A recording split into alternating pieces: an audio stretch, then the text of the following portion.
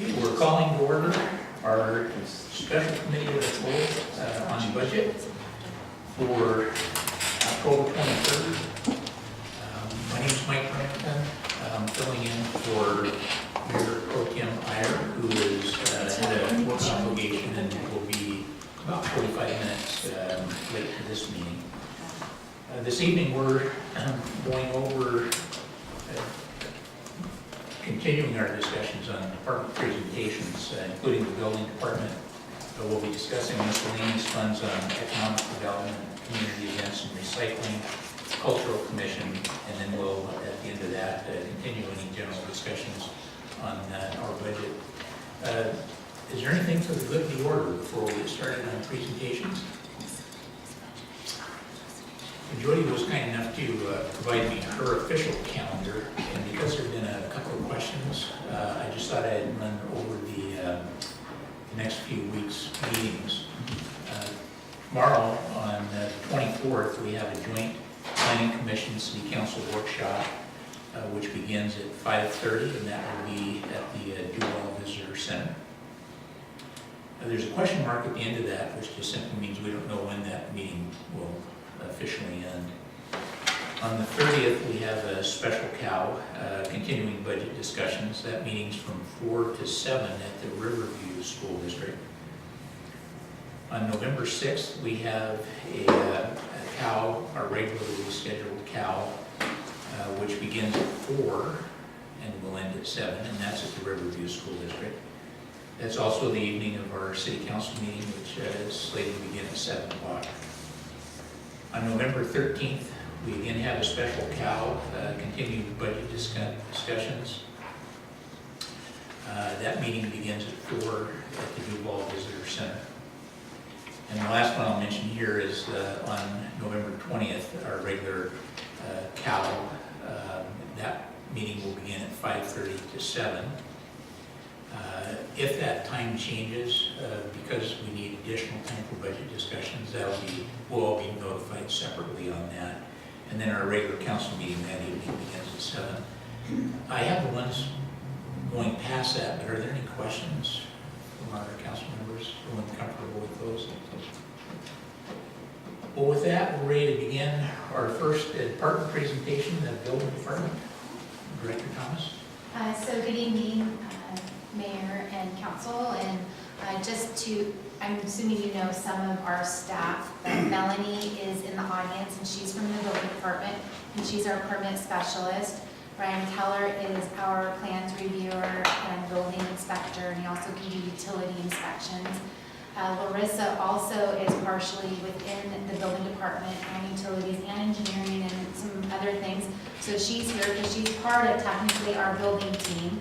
And Joe is here as well this evening because we're going to be talking about parks this evening. So we've also, based on our conversations with the council, we have another parks presentation to talk about the parks in general and that position. So we'll go ahead and get started with our building department budget. And so again, here's what our team is. And so I did bring in obviously Larissa and Mike. Mike technically isn't budgeted at all in the building department, but he does inspections. And what I'm going to do is, this is just one of the items that's in the slide, so you can see what we inspect, which includes building and utilities, and they're combined into one inspection record. So Brian is entirely within the general fund, which is the building department. Melanie is really a hat of many within that department because she also services our other departments. So she's in the building department at 60%, also a portion of Big Rock Ball Fields, streets, and utilities. So when you see that utilities, it's just a general term because it can be storm, sewer, water. And then Larissa does utility and some inspections as well for building. And so that's how her FT is broken out into engineering, building, streets, and utilities. And then as you can see below Mike Fisher, he's 55% utilities, but you'll notice that he's not in building at all, but he does inspections. So Pretty typical model, you know, we have a fairly large service delivery within the city for the building department. You know, what our community expects and receives are pretty much the same: efficient, responsive, and predictable building services. That has been really important to that department for as long as I've been here, since the early 2000s. And then obviously quality plan review and inspection is a cornerstone of the department. Our ongoing services are our permit center, because technically that's our permit center, building inspections, community assistance, business assistance, and customer service. As I was going through and working with all of us on this presentation, and just experiencing firsthand, you know, what I walk into when I go into that building every day. Melanie spends probably close to half of her day just on the phone, plus just dealing and triaging phone calls, and that doesn't include the rest of her day. So she really is that cornerstone within that department. Not that the rest of the department, but she's the glue. So again, I want to talk a little bit about the permit specialist, because there are a lot of duties that she has. She's obviously the first point of contact for that building. She provides general information and assistance to developers, architects, engineers, even us as staff members. And then she also has to work with our community partners as well as our citizens at large. She also facilitates the efficient service at the Public Works permit counter. She's very organized at all times. You can go in there and she can pull something really quickly, which I think all of us really appreciate. She also takes in the majority of our applications for building and public works, and sometimes even for planning if they end up in the wrong building. She also coordinates and schedules appointments for public works, building, and planning. We have a lot of meetings that we have to get to and inspections, so she helps coordinate that. She also looks at the permit applications to see is their initial completeness. So she'll often say if they didn't get something in, she'll let them know, sometimes at the counter or fairly quickly. After that, we officially stamp everything in, check them for completeness. We have logs and we route them out. And then her role is also to make sure that we're actually responding to the, to what we're having to do, whether it's an application or an inspection. She also notifies the applicant when our process is complete, or sometimes when we need additional information. So it runs a little bit like the planning department in that sense, where you have to do, like, if it's not complete, you ask them for more information, or if it's complete but you still need more information. She's the front line for that. Once the reviews are complete, she preps the permit correspondence as well, so you can always go to her and she can pull just about anything when it comes to building departments. She also helps do all the fees. She takes in the money for the building and engineering and public works division. She also does monthly reports for all of us, honestly, whether it's for the assessor's office or it's just letting staff know how many permits and inspections were done from one month to next. Obviously, one of her key duties is also to take in those incoming calls and triage them. She also helps us with our fuel program, our office supplies, and she is currently tracking our city cell phones and our bonds. And so and she also helps taking our bills, code what's technically buildings, and send the rest out to other departments. Melanie also assists with our hydrants and the rental of our hydrant meters. And so when we're in a really busy construction time, that's when we see the most during the summer. She also assigns addresses for new homes and address corrections. A lot of people don't know that the city works and is in charge of addressing. We work through the fire department and the post office as well.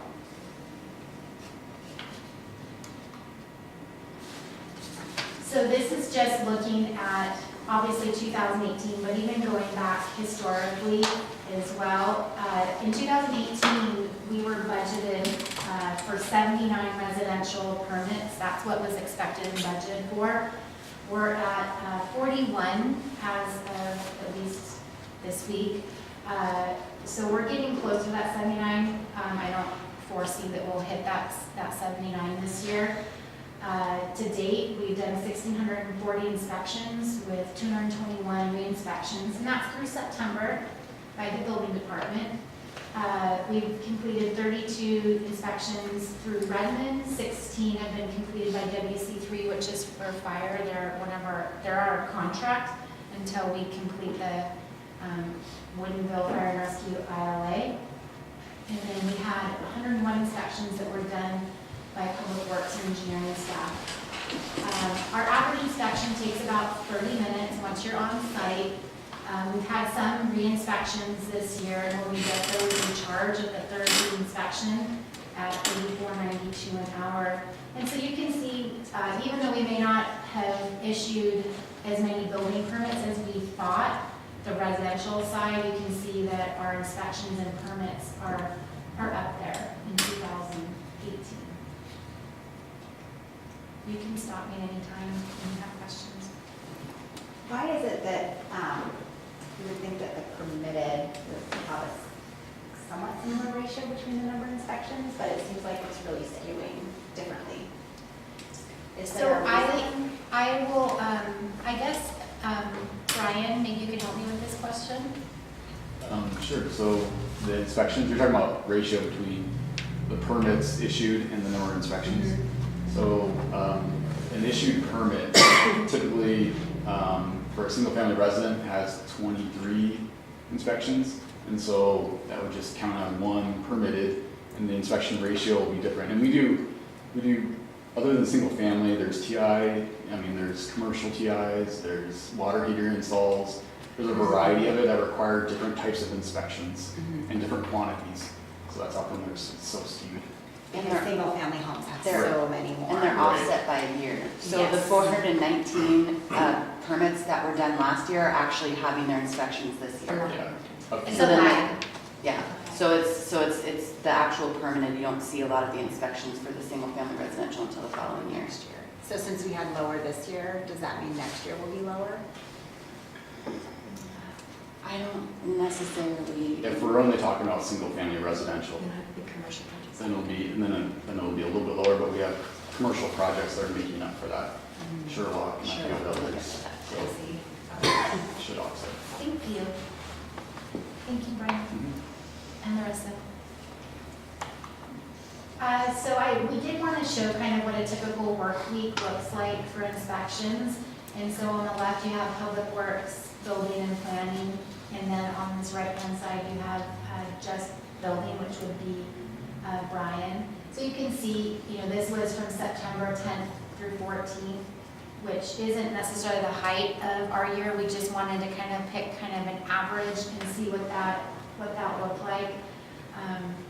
One item, and the reason why I put these up here and we did a snapshot is because one of the items that we're looking for in the 1920 budget is building permit software, which will better help us track them versus just using our Outlook calendars, which is what we do currently. Yes? When a builder calls for an inspection, they've got something done and it's ready to be inspected, is there a time period where we get out there, a set period? Yes.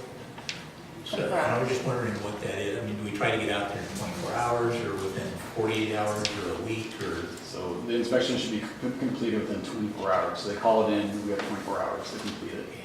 Public Works is 48.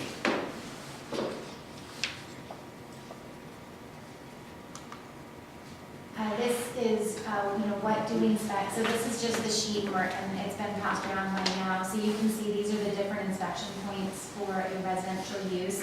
So there's 23 record inspections and then 4 final inspections. Planning comes out when it's at that final inspection, and everybody does a final inspection from our team. The record inspections are mostly done by Building and Public Works. The only time we get called out if there might be a setback issue or a wall issue or something like that, but historically we don't, then doesn't have to come out that often. How are the fees calculated? Building permit fees are determined by, at that time, in 1987, when we were under the Uniform Building Code, and it's based on valuation. And this is an example that, that the building department gave me, the example and the cost, and it was for North Hill, lot 83, I believe. And so the valuation cost was, ooh, that's really nice, $414,779, and the permit fee was about $4,500, and then the plan review fee is 65% of that at $29, so the total collected would be $75.15. If we had to do third-party review, which we typically don't on residential, that's cost below would show you what that third-party review fee would be. And then the right is just an illustration of a building at North Hill. So in 2018, the building department has been honestly really busy. We brought in third-party review, and that happened because we lost our public works director, who was and acting as our building official. And that's why you saw some of those contracts go through council mid to late summer. And so at least as of right now, our third-party review, we've had 32 inspections done through Redmond, 14 fire inspections concluded through WC3, and we sent out 3 plan reviews for commercial. We're also working on an ILA, which you saw the first, technically the second touch, but the first touch of the actual ILA at the last council meeting with Woodville Fire and Rescue.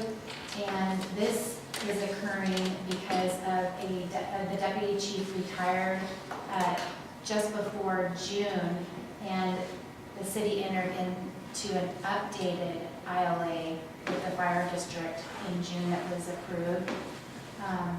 And now we're looking for services that we initially were given by King County Fire District. And so we've been in contact and had meetings and are working with Woodville Fire and Rescue. And so we're using the similar ILA that they have with the city of Woodinville. We should have that completed by I think honestly probably the first meeting in December. We've done a lot of continuing education and training. We're about succession planning and bringing people up from their beginning level up through building official status. And so residential and commercial plans examiner courses and exams have been completed in the department this year and even last year. And then continuing building official preparation courses and exams as well. It does take a long time to go through the training for plan review, inspections, and there's a lot of building official preparation and courses. So I want to make sure that we emphasize that we've spent time and investment on that this year in that department. Yes? Since we're talking budget, I just wanted to ask, because we're doing contracts for some of the things we normally do ourselves, or at least a portion of them, how are we doing with permit fees? Are those covering those contracted costs as well?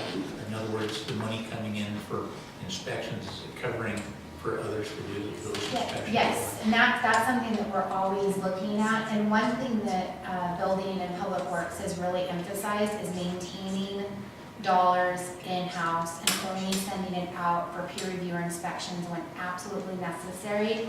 So for example, if Brian goes to training for a week, we can't typically wait a week to do inspections, and so that's when Redmond will come out and help us with inspections. But we do try to keep everything as internal as possible, and part of that is having Larissa as part of our team that can do some building inspections, and obviously Mike can do utility inspections. But it can be challenging, and so we continually monitor that because we want our departments to take their vacation and have a work-life balance.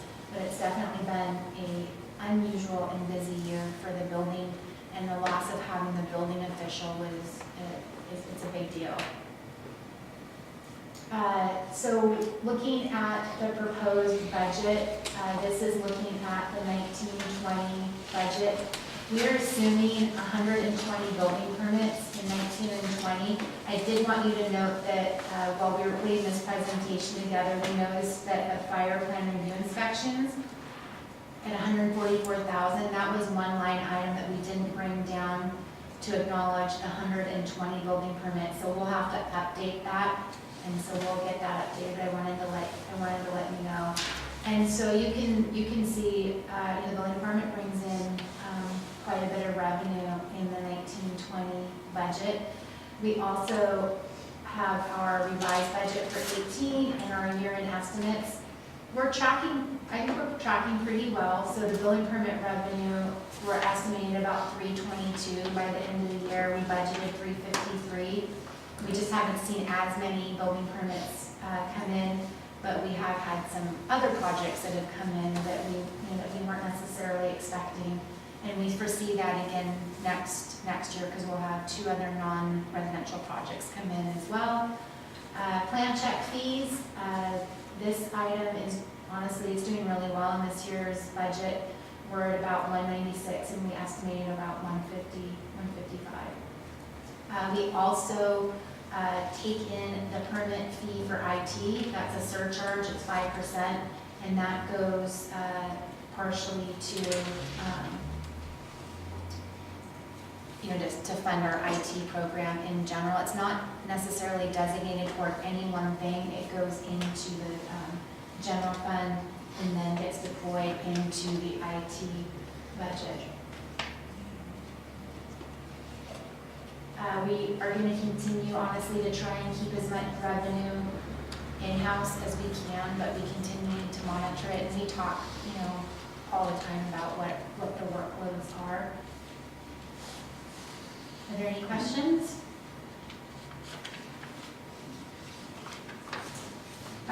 So who are we? What are we coming into 19 and 20? And so you can see, I wish I would have gone and done a little bit more history.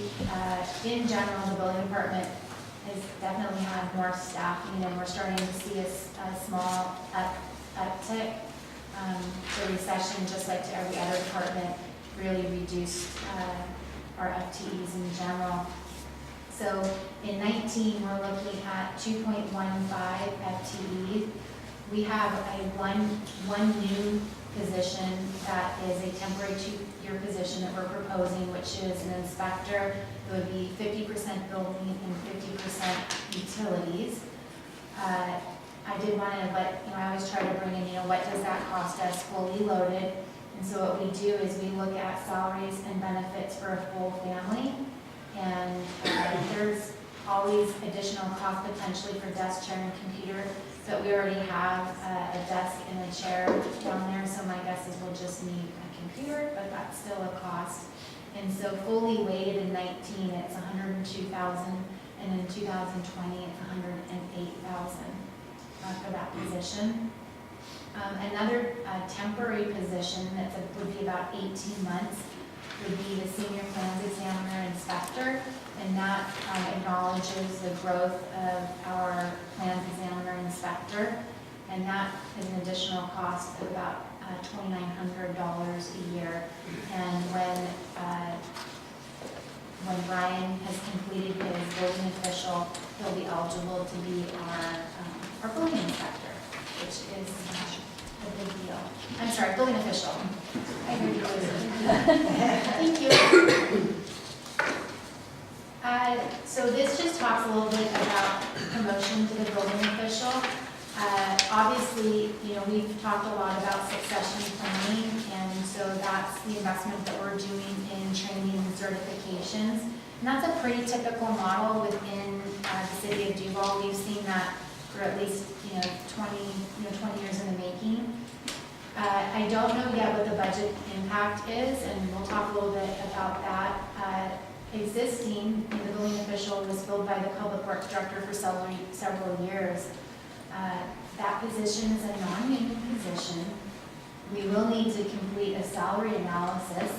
The current salary range for the building official is $58,000 to $82,000. That is less than the current plans examiner top step plus longevity. So I wanted to let you know that. I don't think it's likely that we'd ever be able to pay a building official less than what you would consider your line staff. Any questions?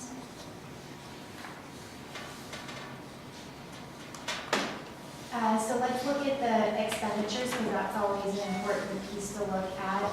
We always try to put like what portion of the general fund are we, what are our per capita costs for our departments, and so the building department's just about 5% of the general fund, and our per capita cost, which is per person, is about $40. So in the expenditures, you have salaries and wages, personal benefits, supplies, services, fire review and inspections. I do want to let you know that again on that fire service, we'll have to right side that for having 120 units versus 150 units. Sometimes if the services could increase, the more we use third-party review, and so we'll have to watch that as we continue to go through the budget process.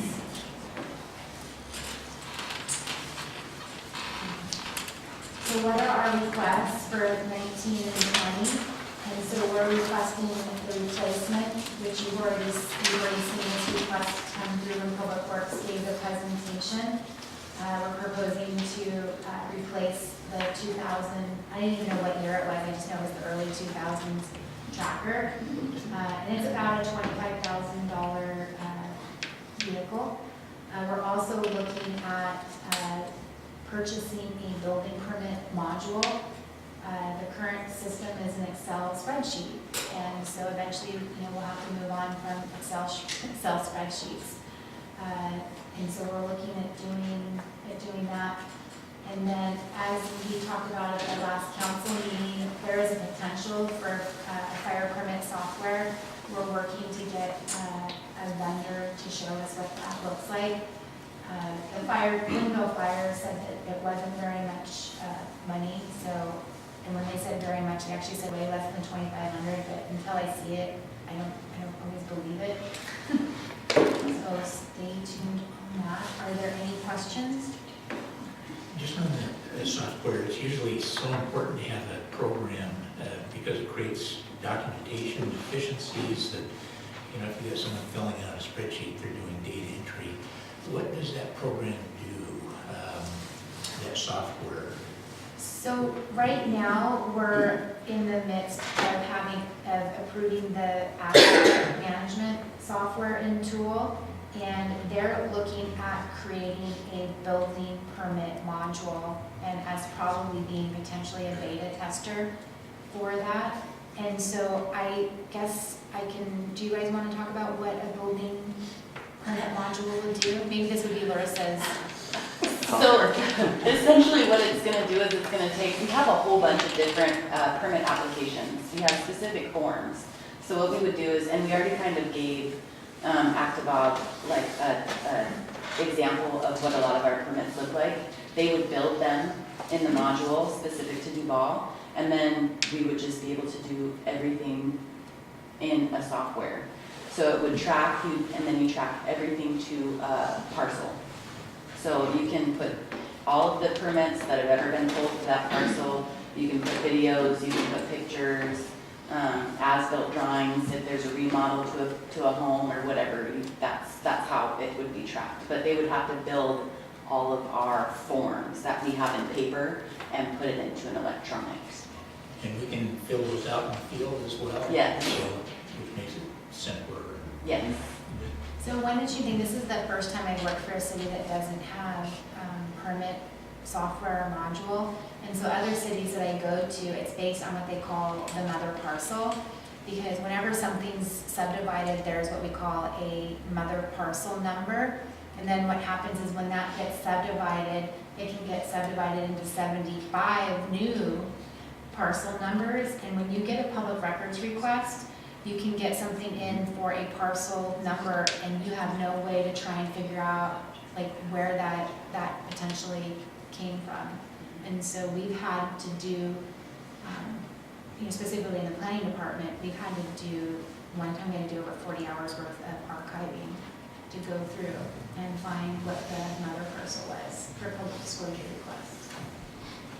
I have two quick questions. One is, are the software costs assumed to be one time? Is there a follow-up, updates? Is there support for it? Can we?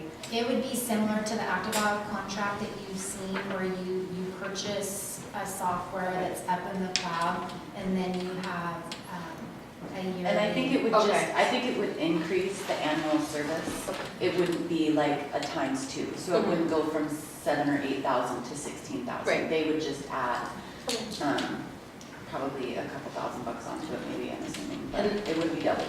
Okay.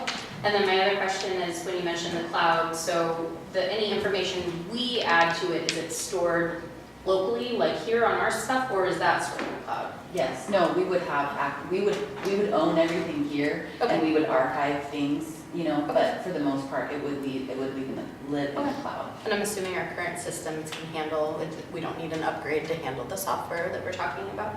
No, it's just it's Okay. an app. All right, great. One other question on this, the software. When we annex an area, we're taking over for King County generally. Would this new system allow us to import their information, or maybe we haven't got that far since it sounds like it's That's a pretty really good question, new. but we have GIS, which is a county, it's like a combined system, so whatever King County does, we have access to and goes up. IMAP. They do Esri and GIS too. They have King County IMAP. That's where all of their information lives. So it's all Esri, so it would all talk. Okay. We have access to it now. So, Yeah, we just have to get onto their geodatabase. yeah. Any other questions?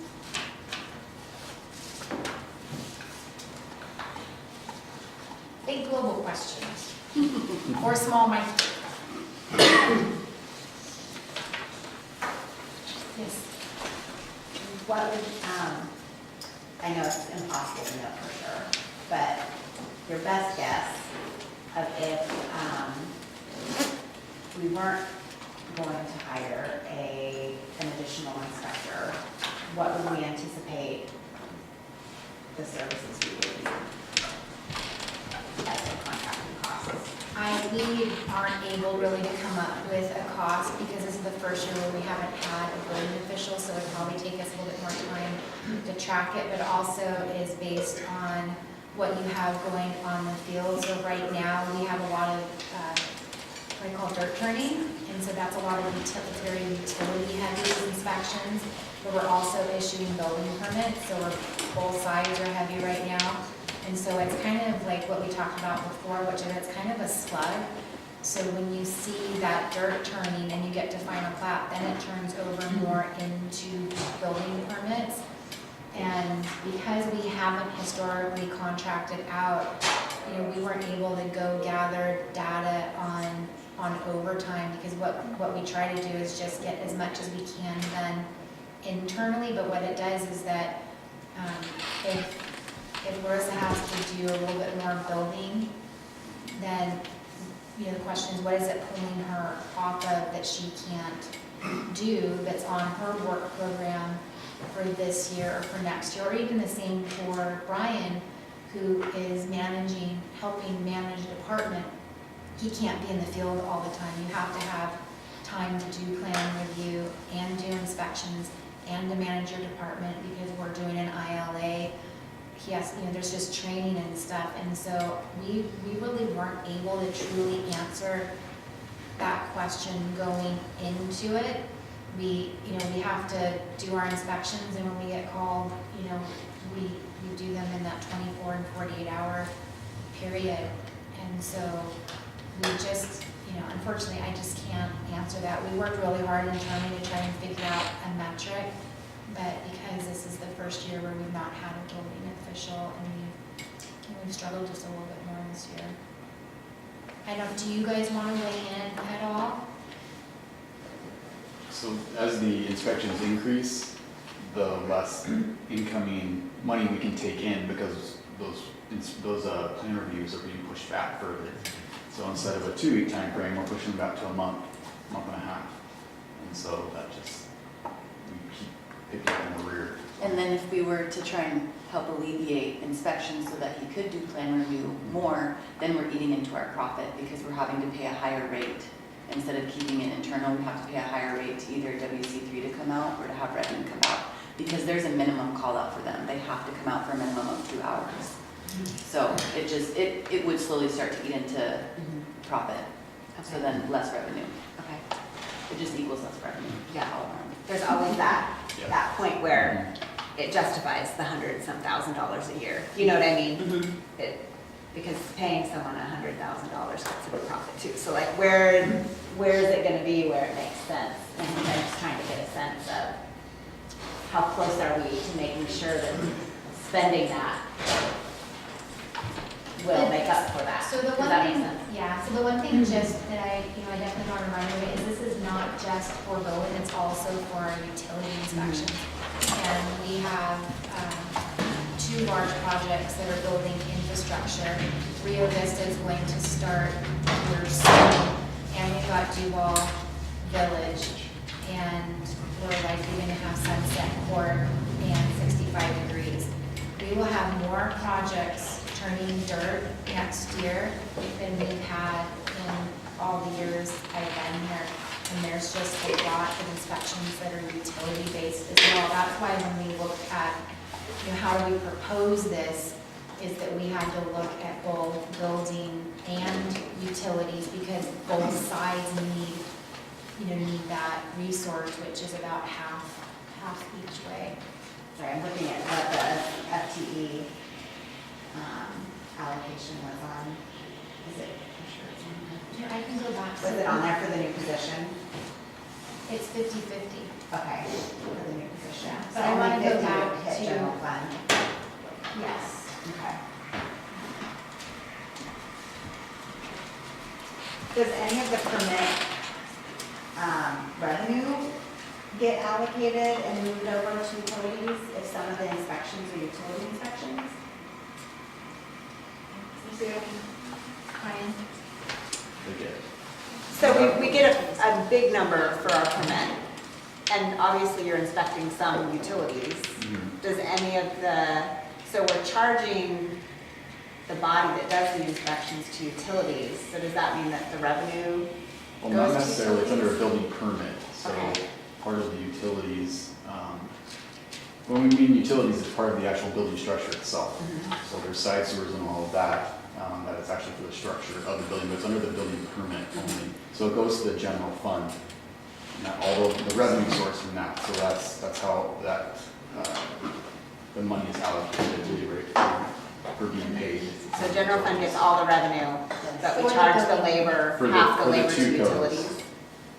No. No, So the labor. the utilities position, so this is really where Public Works talked about like kind of that half in the utilities. So the utilities are inspections that we directly bill for because we're out in the field they're digging dirt. So those are different utility inspections.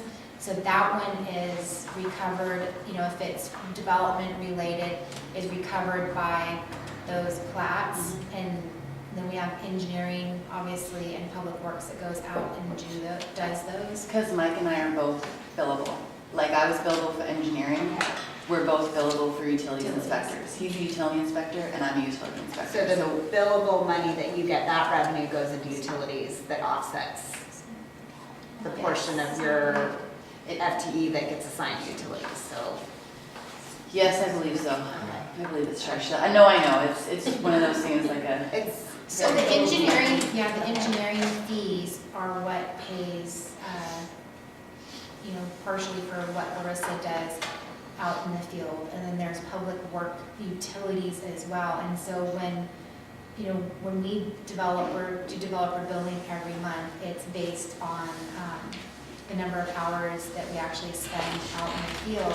And then it's under the engineering fees. Well, but Mike actually has a utility inspector billable hour rate. Yes. And and so I think we just, we track that time and we bill that way. So if someone else was doing those billable hours, that means less of your salary can be billable and recoverable. Is that? Yeah, for the public works inspection part of it, because the public works inspections, which I think there's like 4 or 5 of them that are on that permit, those are not calculated into the permit fee. Only the building permit inspections are calculated into that fee. Okay, So, the rest is billable hours based Yes. on what actually happens with Yes. utilities. Yeah, and the position is split between the building department and utilities inspector, which are 2 different. Yeah, that's confusing, but it makes sense now. It's 2 for 1. Yeah. We know our rates for building permits compared to everybody else, because it's kind of the same work. It doesn't matter what size city you are, if you're inspecting a house under construction, it's got the same key inspections and time commitment. Have we done a study or It's, no? I'll let you guys answer it, but it's done in a very specific way. it's evaluation based, so it doesn't necessarily have to do with hours. We just tried to break up each, to better explain how it's all done, that each building inspection takes about 30 minutes. And so that's how you kind of break down that cost based on the billable hour. But the way that we actually create how much the permit is worth is based off the valuation of the structure or the project, if it's commercial. One of our prior meetings, we discussed clearing and grading permit, which we don't charge a fee for that, I don't believe. We actually do charge a fee for a clearing and grading permit. Yeah. What we don't do is we don't collect a fee to use for putting towards our roads, which is what Councilmember Walker asked us for. We actually have done the research on that, so if we had time at the end of this evening, we were gonna talk a little bit about that.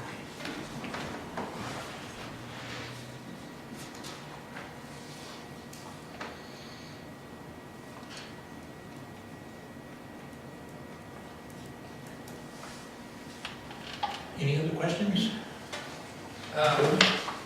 So, sorry that this might have been answered already. Have we considered, I mean, so it sounds like we're doing a lot, we're talking about doing a assessment of job duties and job descriptions. It sounds like, you know, we kind of preloaded some determinations in terms of how we are structuring the, you know, taking that building official and, you know, having a building official, having that secondary position. Have we considered waiting for that assessment to, you know? So what, give me your question again? Are you asking about the temporary position or the building official position? Both. So the temporary position, we just talked about this, is half for building department inspections and half for utilities based on our estimated volume of work in the biennium. The building official position is because it's currently vacant and was being done by our public works director, and our new public works director position will not be the building official. That's a really unusual model, and if we were trying to recruit to that, it would be really difficult. And so the city has been investing the last several years to do building permit inspections, plan review, and then is now working towards those classes for building official. It's a position that's currently vacant, and we've not had a standalone building official, but in the future, it'll be a building official with somebody that knows how to do inspections and plan review. It's still gonna wear multiple hats because we don't have technically probably the resources to have one of each, which we did. We did have an inspector, a plans examiner, and a building official, and a permit specialist until the recession. So when we look at how this is gonna work in, you know, in coming in the future when we do the analysis, you won't find where they're not gonna say you don't need a building official, and where they're probably gonna split it out, because it's also based on money. I mean, they might say, yeah, you need to have all 3 of these positions, but we won't know if we can fund all 3 of those positions. And so this is more of a hybrid, which is having somebody that can do, for 2 years, do building and utility inspections and see how the economy is and where we're at on units moving past this biennium. But also acknowledging that we have a person internally that is currently training and going through certifications to become the building official in 2020.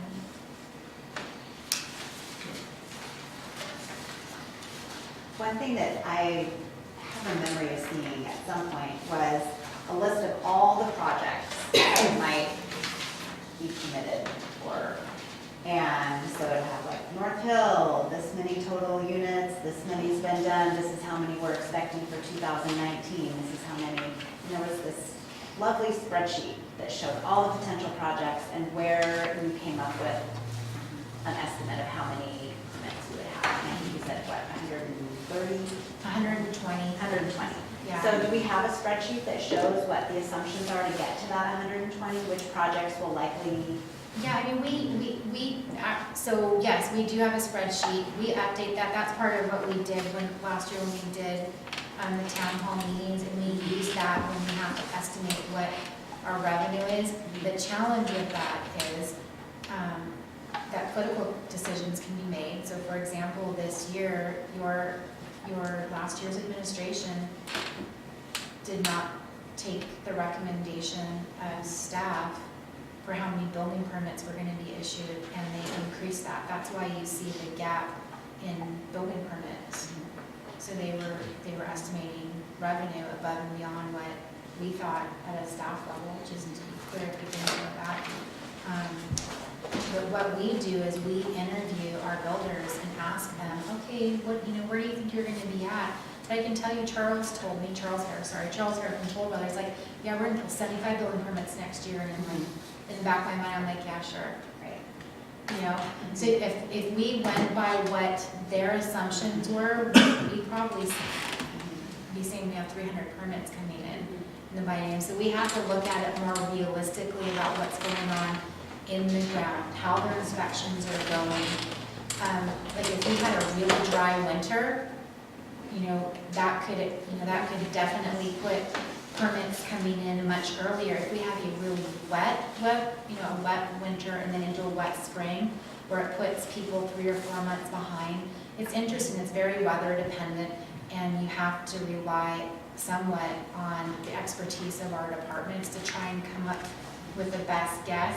And we've pretty much been pretty close, with the exception of this year. But I think this year happened because staff wasn't, our staff recommendation wasn't taken into account. And so we were really, I think we were honestly a little gun shy going, I should say I specifically was gun shy going into this year. I think we were looking more like we probably would get potentially 150 building permits, but the difference between the delta is a huge amount of revenue, and if we can't produce that revenue, then we have to come in the biennium and make cuts. Underestimate revenue. Yeah, For if sure. we underestimate, sorry, thank you. If we underestimate revenue, it's a bad place. I think for me, I'd love to see that spreadsheet that shows all the projects we have in the pipeline and how many total units it would be, how many they've used up, how many they've already pulled permits, how many are left. Yeah, we Because I know can we do have that. quite a few left for North Hill, just because I appreciate being conservative on that, because if you make a mistake, we're in big trouble. Yeah. And so, but I would like to, I think it would help you gauge how conservative we're being, and like, if a best case, I don't know if you want to call it best case scenario, but a more aggressive scenario where you had good weather and all of the builders were really excited and pushing and doing what they say they're going to do, kind of what that scenario could look like. So having that spreadsheet and kind of understanding what all potential there is would be Yeah, very when you helpful. look at the potential, it could be really scary. It is, Right? Very scary. Yeah. It's a lot. It's a big number. It's a big number, and so, yeah, I am telling you, I think this was the hardest part of the public work director and the planning director's position every year, was like trying to estimate the revenue, because we rely on development revenue, because we employ people, right? And so every year we're really, we try to be cautious. And I think, what I've learned coming to this table is that, you know, if we underestimate a little bit, you know, then that gives you money then to reappropriate through budget amendments to say, okay, what was on that list that we couldn't get funded, that was right there on that cutting room floor. And so every quarter coming back to council and saying, hey, look, this is where we're at, you know, and you know, do you want to do this next thing? Or hopefully not, hey, we're not bringing in the revenue, we're gonna have to, you know, we're gonna have to probably cut some of the things that we want to do this year in this plan, yeah.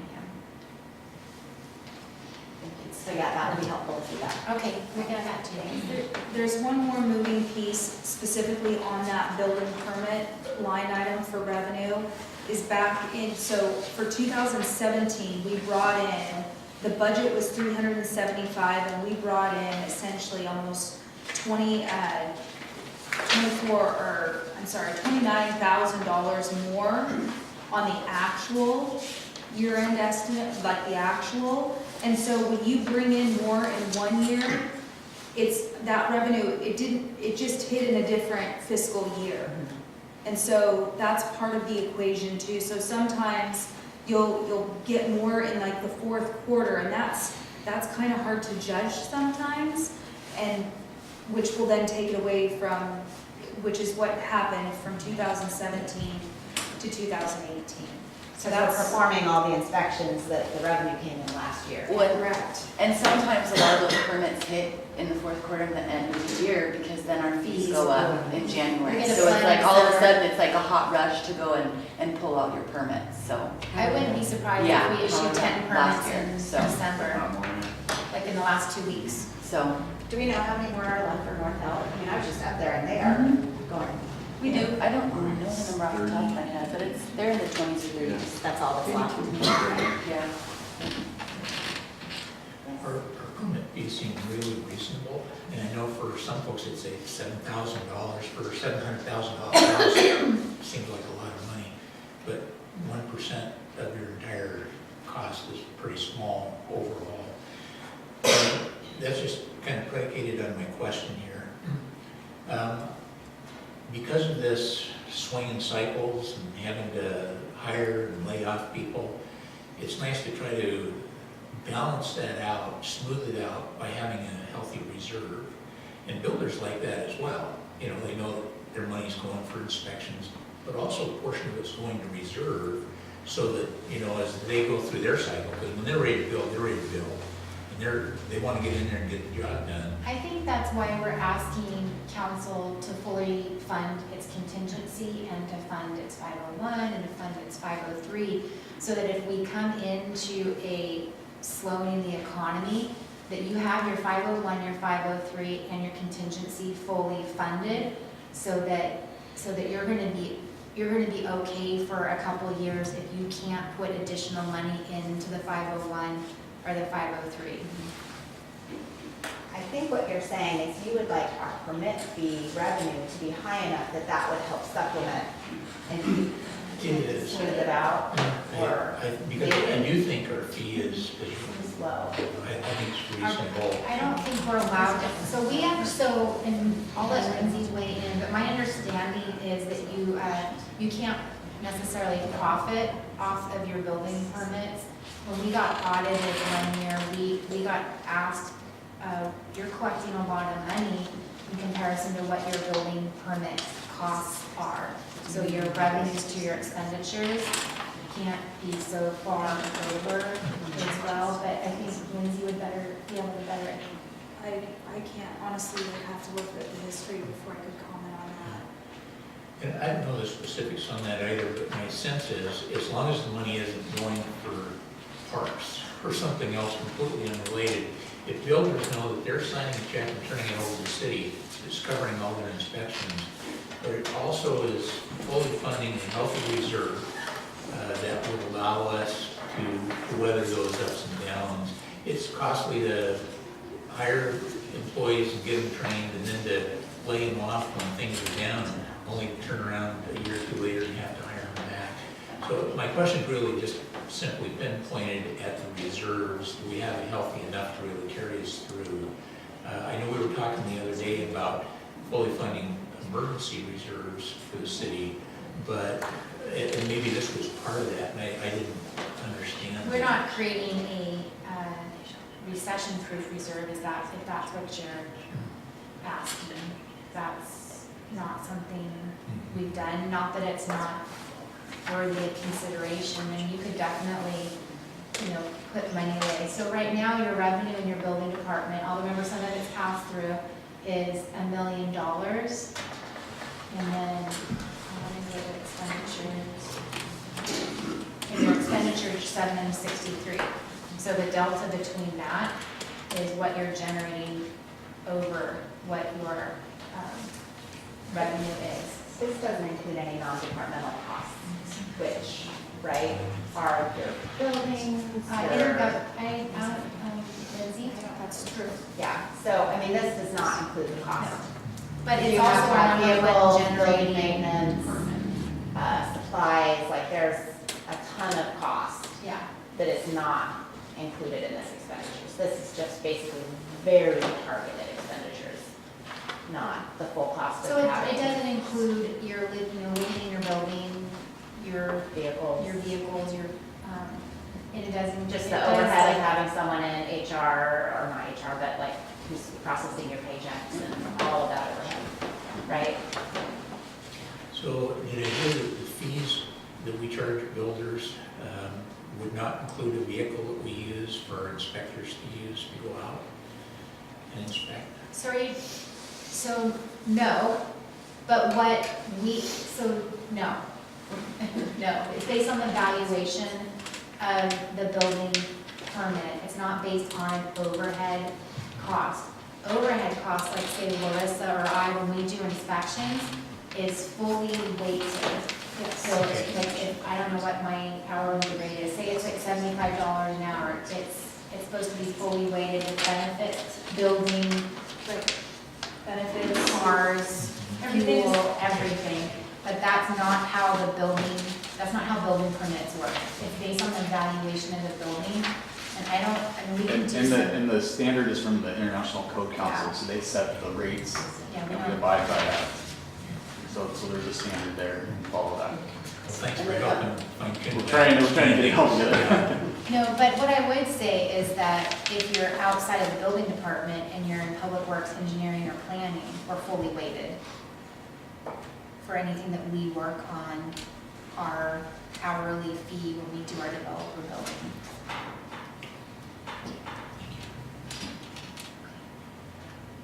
Any other questions related to Dylan's presentation? For next one we have is miscellaneous funds, and Director Thomas has that as well. Do you want to do that one, or do you want to do the other one first? You have to know it. I guess I should have looked to see my name was on there.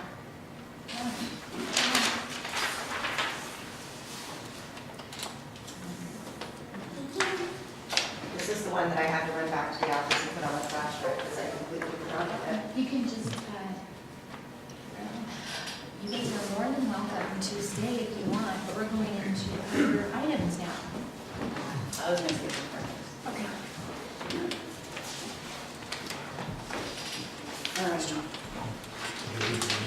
This is just literally trying to, so there's another, it's trying to look at the price for what we've identified. You're raising hell? Is he the kid? They're like, okay, you have a water meter. A lot of what? When you have a project that had, that did not have. Oh, we have hot feathers, because we're the Stillwater House, so it's the same thing, right? Well, like, for That's good. this is already done, there's a figure already done, like, so it's not even done. We're still charging for that. We're done.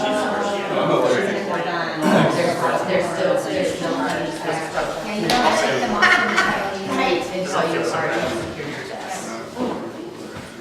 And then, Thank you. what, my favorite, for traffic, we have to do is. Right? Then you don't want that. Otherwise, the big one. Yeah, and then I feel like she did outline the different.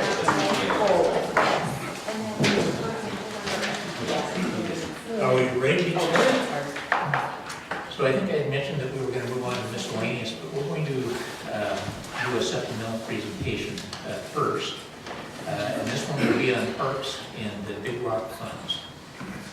Thank you, sir.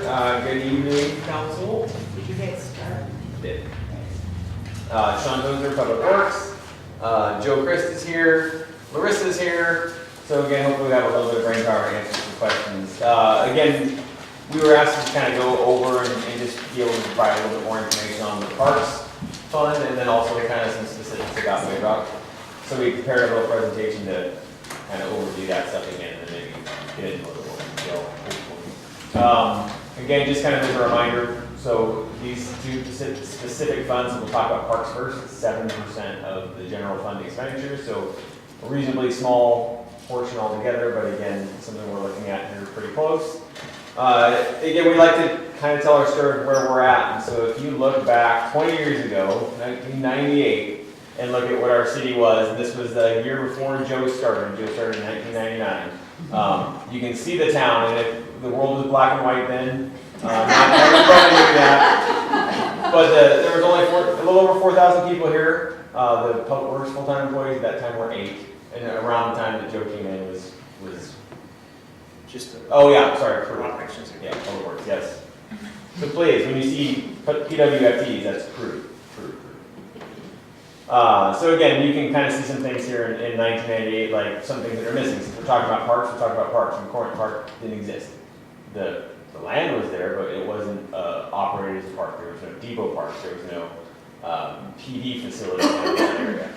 There was nothing around 275th and 150th. It was pretty quiet. Judd Park didn't exist. New Friends Fun Park and Fox Hollow didn't exist.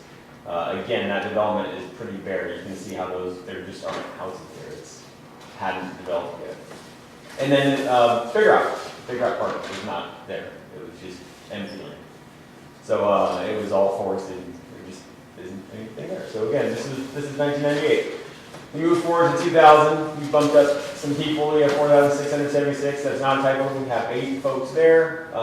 We're starting to account for some seasonal. So we tried to go back and pull out some of this information. I can't say that every number we have is accurate, but we tried to show where we had seasonals also to make sure that you guys can see kind of the whole picture. But even in the city here, you can see that things are starting to change. There's some development activity up there near Taylor's Ridge. And then Miller's Homestead is starting in that picture. And even Safeway down by Big Rock is getting started. So again, some things are happening in the city. By this time, Joe had arrived and he built McCormick Park. So that's part of what happened when he got there. He trucked in a lot of rock, made trails. They cleared a lot of brush and vegetation. Voila, you have a park. And we don't have a depot park there yet. But again, it's you've already added to something and at a pretty good magnitude. I mean, I think the depot park all in all is like 40 acres. That's not the active use portion of the park, which is much smaller, but again, no small feat. 2002, again, the city's just kind of progressing and changing. I pulled all of these aerials from King County now. So these are kind of in the order that they have them, just to give you kind of a year-to-year change of how things look. Again, you can kind of look around the city and just see it's taking slightly different shapes and things are filling in. 2005, this is just a little after I arrived in town to live anyway. But again, we're at 5,598. Again, 8 Public Works crew employees, one seasonal at that time. This is about the time that Judd Park came on. So this is right in my backyard. I remember the day that it opened up, so I remember people parking in front of my house and walking back to the park. So again, Judd Park was there. Taylor Park underwent a really big renovation right around this time as well. So again, you're changing the use of these parks. You're adding new facilities. You're increasing amenities to the public. 2007, this is the year I came to work for the city. 6,000 people, 9 Public Works employees, 2 seasonals. And you can kind of see there in the middle that kind of dirt spot, Fox Hollow, and then Galen's Gate. So again, a bigger development starting to take place, but this is obviously right as recession is happening, kind of 2008-ish, starting to go. About that time, again, this is where one of the first jobs, the first day I came out on this to work for the city, they were working on Big Rock Ballpark. And so Field 3 was under construction the very first day I showed up, and so that's where I went out and started messing around out there the very first day. I came to work in my khakis. So, and then the skate park was a little bit before this. I think it was 2006, but again, I'm just kind of dropping pictures in here where they make sense. But again, more amenities, more. And again, in 2009, you have about 6,200, public works employees 9, seasonals 2. Again, you can see how the city's kind of just filled out a little bit. There's not big things happening, but it's a big change from 98. So in 2009, this is what the area around Depot Park looked like. There was no park, there was no walkways, there was just the depot. There was this gravel path, some of it was asphalt as well, but again, it was just kind of sitting there as extra space that was partially developed when the police park was put in the parking lot was done. This is also something that, as that we constructed Depot Park, this was actually a public works job. This was something that public works crew, Boyd in particular, actually with engineering helped design, and then public works crew put this whole thing together. And they milled all this wood from logs, I think, from Boyd's house. I mean, again, it was at the Tech Center yard at the time that we milled all of this wood down and assembled this whole structure that sits there still today. 2012, again, the number hasn't changed, and again, that's just because that's the way it has been. So your population's grown, but your public works employees have not changed. And now that's not to say that there's not, obviously, as you've seen this map change, there's been roads that have been added, there's been parks that have been added, there's been water mains that have been added, there's been storm systems and storm facilities that have been added, there's been new reservoirs that have been brought online. But the public works employees hasn't changed. Same people from 98. In 2012, we did the parking lot expansion at Big Rock. So again, that was just kind of a gravel dirt lot. There wasn't a whole lot there. People just sort of parked willy-nilly, which sometimes they still do today. But again, this helped kind of clean things up and define it. It helped bring that much more development to Big Rock and kind of make it the place that it is today. 2013, our centennial year, again, not a whole lot of big development here to show you, but this was one of the big accomplishments from parks as far as a park. The Centennial project, though it is a road project, was a gateway project for our parks, Depot and McCormick. It was what kind of sets the stage for what one of our biggest assets at the river and at the beach. So again, the gateway was something that was staff driven. It was something that was developed by staff, designed by staff, logs milled by staff, and assembled by public works crew staff. Please go one. 2015, again, you kind of get the thing. The number, the year changes, the population changes, the other numbers don't really change. We have different seasonal numbers. 2017, and we'll get into Big Rock 2 in more detail also, but again, you see 2017, 8 public works employees, 7,500 population. And then today, we're still where we were 20 years ago as far as public works employees, but have changed quite a bit. Obviously, I have a number somewhere like 3,800 or 3,700 in population, so you've grown quite a bit in size, you've grown quite a bit in the attraction that the city provides for visitors and for teams that come here, for people who recreate here, people who shop here, people who impact our services or use our services for a variety of things. And again, just kind of all the things that make us a special little city. So again, here's the count. So here's all the summary. So we went back about as far as we could, which is about 2009, to look at the FTE allocation. So again, you can see that breakdown of the crew FTEs, the seasonals that we could find that were allotted for each of those years, and then the allocations, at least going back to 2009, where I could find good information. Then you can also see the population adjustment as it goes. So again, while you've seen that FTE allocation shift a little bit to again reflect, kind of true up what's happening, it's still not, I mean, you're kind of dividing the same stuff. You know, you're taking your dollar from one pocket, you're putting it in the other pocket, it's still a dollar, it's just a different place. So it's just one of those things, again, looking at it that way, we wanted to make sure you can see. Going back, I looked at some of the budget narratives that had been done, and again, from when we wrote it in 15 for 16, we wrote it for 16 for 17, when we wrote it for 17 to 18, what you see here is, again and again, the narratives say that the current staffing levels are a concern.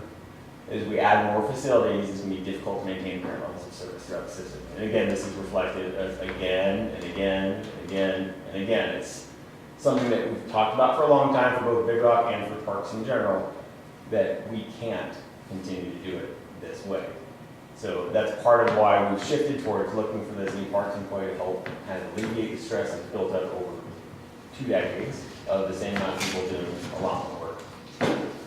And again, if you look at the budget summary, I just added this just for the numbers, in case you guys wanted to talk about any of it. I don't have anything really specific to say, but again, it just kind of shows where we're at, what the impact is.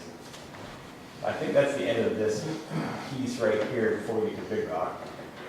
We can talk about this, or I can move through and we can. So I guess a good question would be, so obviously our population is doubled, and I would assume the households have doubled. I mean, but you also think that in kind, that your revenues from utilities would also increase to a similar magnitude as your population. And so I guess the question that citizens would ask, and I've been in a meeting, I've been in meetings all day, so I'm just throwing this out there. It's my first, like, what happened to all the revenue that correspond with all the, I mean, it's working revenue too, it's not capital revenue, it's utilities. I mean, the utility, there should be twice as many houses. There should be twice as many utilities to pay for at least some more people. So what happened to that? I don't know. So That's a good question. And utilities, it's important to remember too, that utilities can't support the general fund, and parks Yeah. is in the general fund.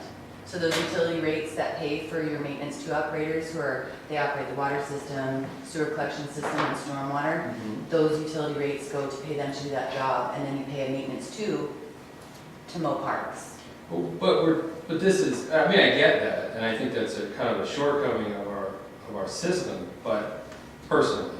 But we're talking about public work FTEs. I mean, that's public work, that's utility FTEs. So we're talking 8 utility FTEs.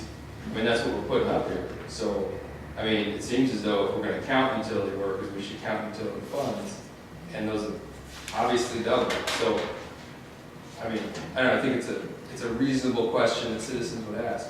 Like, okay, well, where's the rest of the money that went to, that could have gone to people, that would have counted as public works, public works folks. Yeah, all right, go ahead. That's all I'm doing, I don't know. So kind of along those same lines of, this is all the maintenance workers who also work on storm and all of this other, and I feel like I remember having a conversation once that we used to need we've had a lot of efficiencies gained, especially in utilities. We used to have people go out and read meters and all of these other things. So as, I think we aren't telling maybe the full story, isn't that all 8 people used to maintain parks and streets, and now we have way more parks and streets, and we should have way more people. But some of those 8 people, the job that was being done has evolved, and so those 8 people used to spend a lot of time doing things that we don't have to do anymore. Do you know what I mean? Yep. Because I think way back then, you had people reading meters, you had, different, a lot of different things that don't need to be done anymore. So I don't know, maybe if we tried to figure that out, how much time was actually spent on parks of those 8 people compared to how much, you know what I mean, to have more of an apples to apples Yeah. comparison. I think the analogy for the meter reading is a great one, it's true. However, we did that transition back in like 2004 and 5 for that. So that's when we started saving. It was going from 5 to 7 days to read meters to about 2. So that's been the same since about 2005. And that's probably, I mean, glad you pointed out, it's probably the base efficiency we gain. But other than that, stuff's pretty much the same. So basically, so then maybe go back, since 2005, 2006, what new parks have come online? What new, do you know what I mean? New Friends Fun Park, Big Rock has expanded quite a bit. So it's Fox Hollow Park, it's called New Friends Fun Park, but it's Fox Hollow Park, so on the Okay. sort of facility on the ball, thank you. Big Rock has changed quite a bit, Field 3 was added, parking lot, the skate parks, I mean, obviously the new expansion as well. The events Corner and park. that is a portion that's definitely not captured here, is any of the event support that has That's been used big. in Summer parks. stage, And McCormick Park, we've increased the usable area Right. again. and Depot, again, that was another one. Yeah, that was. It's not a huge active use park, but again, it's. And the Doherty Farmstead, I'm still trying to figure out what that really is out there. Yeah. But I'm assuming that's under our parks, Yeah, correct? yeah. And back when I started, we did just the yard, but now we have, it's grown quite a bit with the fields and the patch on Do we have an idea of what the FTEs, is this the historic FTEs for parks? Yeah, that's as far as I can go back for 2009. So I like what you said. It's almost the inverse thinking of exactly what we're thinking. So it's gonna be hard to do. So what you're saying is we should hire more employees to do utilities. What we're saying is, hey, we've got employees that are utilities spending too much time in parks. And so I totally get it, and it's reasonable. But I think that again, as far as we can go back for parks FTEs, we don't have a real dedicated FTE. And again, that's part of what we're working to do. Is again, these workers are spending too much time in parks. I don't believe that you would find those same narratives for water, sewer, storm that say that we need more staff at this level of service. I don't think that then she's just updated. Again, the problem has been with parks, the problem has been with our staff being too engaged in parks, spending too much time in parks to the detriment of their utility work. And that's sort of where we come from. So yeah, you're right. I guess from 98, maybe we should have always hired an extra person and somehow switched them. But again, since the allocation has never balanced appropriately to the level of effort for parks, I think that's where we're trying to get to is that's what's. Sean, can I add one thing too? One thing that has changed too, although it's not parks, but I think people feel like it is you have Main Street landscaping, which has been a huge issue, just because it looks beautiful. You don't want to become a weed patch. It was interesting, after our administrative meeting today, we were talking with our IT manager, PJ, and Snoqualmie Parkway cost them, the city, $700,000 just to do the maintenance of weeding and feeding and mowing and edging. And they've added on, I can't remember, it was some crazy number. I don't want to say 70 parks, but essentially 70 parks, because they take all the open spaces where we make our HOAs maintain some of those open spaces. But when he said that parkway cost $700,000 to maintain, I about fell out of the table. And so that's what made me think about this too, is we've added, 3 Main Street projects since Sean and I have been here, and well, pretty much almost everybody at the table. And that's a huge investment, and we've been maintaining this part of Main Street and then Centennial, and now we just started maintaining the rest, the new portion, the phase 3. Sean, I think you made a good case for all the things that we've added, and in fact, we've maintained pretty much a FTE full-time equivalent count from 8, 9 in there. And I think it makes sense that we need more help. That's what I'm hearing. How we get there, there's different ways. Now, we do have seasonal employees, but what I'd like to ask is how do you see, between hiring an FTE, which is really what we're asking about in this budget, having seasonal folks that you just hire them when you need them most. Special events happen in the summer, mowing happens in the summer. So, upkeep of facilities, people are using them, more garbage, just a lot of things that have to happen in the summer.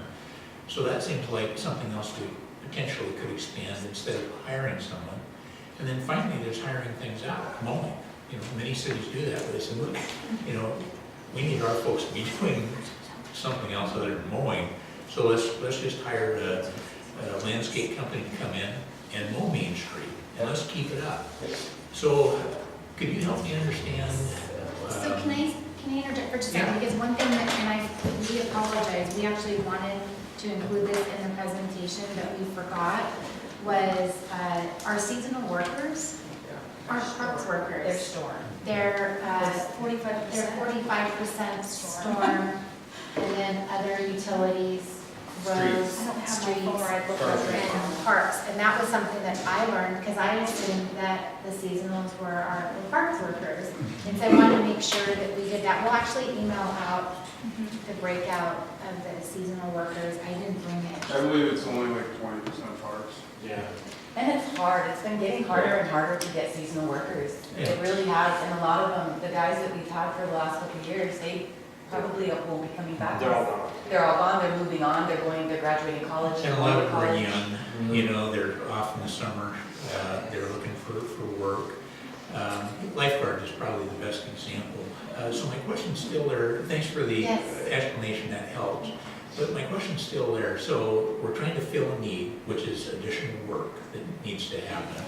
And we can do it with an FTE, we can do it with hiring seasonal folks, or we can simply say, let's, outsource that portion like mowing. Yep. Where companies have big equipment, they shoot in, this is what they do for a living. Yep. So help me understand why, it sounds like the recommendation is certainly an FTE. Help me understand why that's the best way to go at this time. So there are a few ways to answer that. It's kind of yes to everything. Part of the FTE count is to have a dedicated person for a lot of it for big. One dedicated person for all the parks. So a lot of it's gonna be restroom maintenance. Part of this idea is to have this person float over weekends, work a non-traditional work, be weekend coverage, so we don't have call-outs of our regular emergency crew people, which happens pretty consistently already. So again, have that weekend coverage, knowing that there's new restrooms going up at Big Rock, knowing that the depot restroom needs maintenance, and having a presence here over the weekend when there's a lot of active use of it. So it's going to help kind of bridge gaps that currently exist, that instead of, like we've talked about, a bathroom that needs stocking, you get a bathroom that gets a call out when it's been destroyed. And so again, instead of staying ahead of things, you have big problems that need big cleanup rather than little problems that just need little cleanup. So it's a bridging measure. Also, it helps provide focus. It helps provide different coverage. It's a lower wage scale job, and then also, like they said, the seasonals have been hard to fill. I think we advertised one of our seasonal positions for at least 3 or 4 times last year, and just couldn't get. We didn't get anybody now. We had, I could want have to 3, fill I more could in. have 2 people. Yeah, and the other part is we're not opposed to contracts. We've had contracts for private landscape maintenance on Main Street here. We've had contracts for private landscape maintenance on Centennial Time. Those have both been cut over the years. Those are also things that we requested in this budget and did not make it through the request. So again, those are not things that we're opposed to. Those are ways to help bridge those gaps. But again, all we can do is make recommendations and see what kind of comes forward. At some point, there is stuff with, the union has always been very good about both hiring seasonals and hiring additional contractor labor. At some point, if that demand was so great that it necessitated a position, the union, it would be in its right to say that's actually union work. That's not something the union has done at all historically, but again, there becomes those times where it's, hey, that's kind of our guys' job, that's something they should be doing, really not you. I'm not saying just for grass, but if we try to hire out, whatever, all sorts of things. It's an important factor to consider. Yeah, it's another, but again, that's not been a problem that we've had historically with our union, because again, everybody knows that, hey, there's just that much work, and we just get it done. Right, we can do other things, but Does that kind of answer? It does. It's very helpful, Okay. by the way. And congratulations on, next year's 20 years? yeah. That's a big deal. Thanks for Thank the you. service. And then another thing, Sean, is I think that when we checked, we didn't get real bids, but we checked into some bids from Main Street, the cost is getting kind of outrageous. And I'm hearing some of that work might be eligible for prevailing wage. So with this position being it's a really low paying position, if you can get somebody to do it, I don't know, but it might end up being cost prohibitive. It's gonna be pretty expensive to hire out all of Main Street. And of course, this person wouldn't be doing that job, but it would help. That would be streets too, Yeah, right? It wouldn't, streets, yeah, yeah. so it would come out of the street fund. Funds, which is still general fund. Yeah. So I have a question in terms of your process of timesheet specific. Do you guys allocate your time to specific job task items? Do the crew, like when the crew does Main Street, do they say they did 6 hours on Main Street? Or is it just a flat, your time is split, you do 8 hours that day? Not as much historically, but Joe's been tracking quite a bit more the last 2 years. Yeah, this is the first full year. And It started last year. Okay.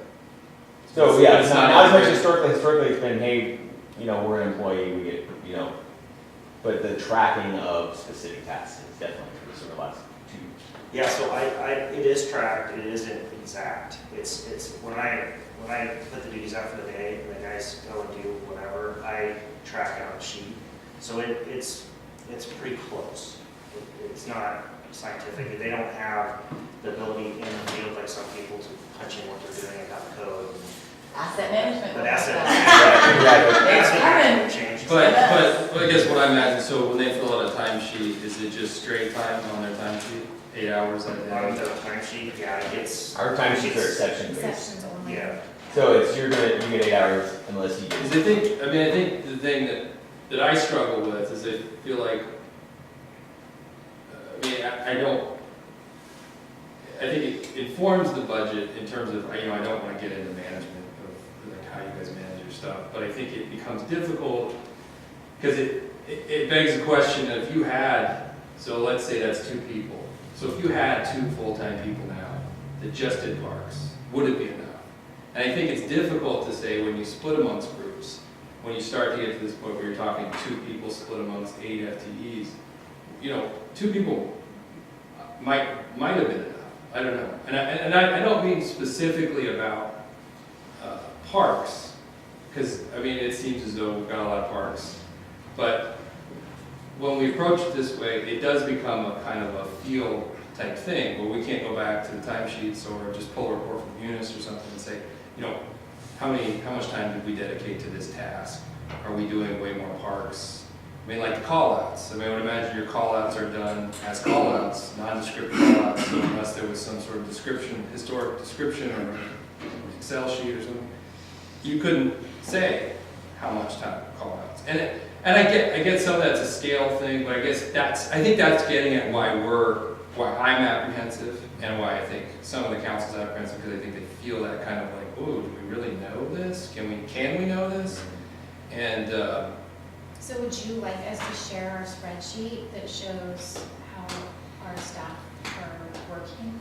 Cause we have that spreadsheet. And so. I think it informs the process. I think it's, I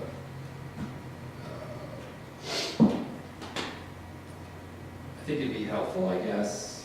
But, or just knowing that went into this. And I guess that's the question that I would ask is, I don't know, if you had 2 dedicated people running around the city full time, could they cover everything?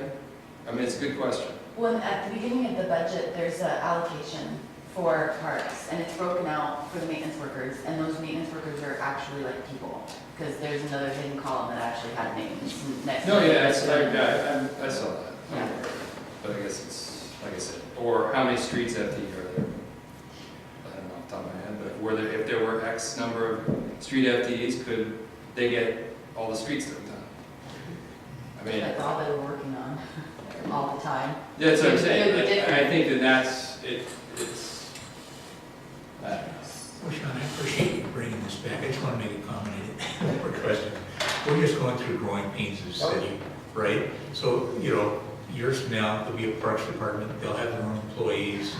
We're just going through that process right now of saying, how do we get all this work done? Yep. With limited number of employees, because we need some here, and so we're spread pretty thin. So I'm pretty confident we need additional support.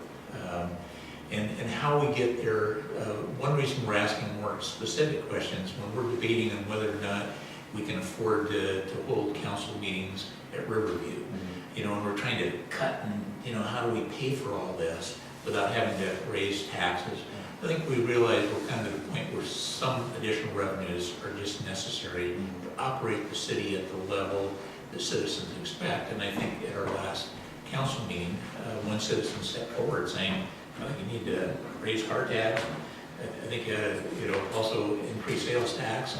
That's pretty unheard of, but it's people acknowledging that they really like our city and they want us to be funded at a level that allows us to really maintain services that they expect. So I think you've done a great job explaining that for us. Big Rock, also had that huge question about how do we pay for replacement turf in 10 years.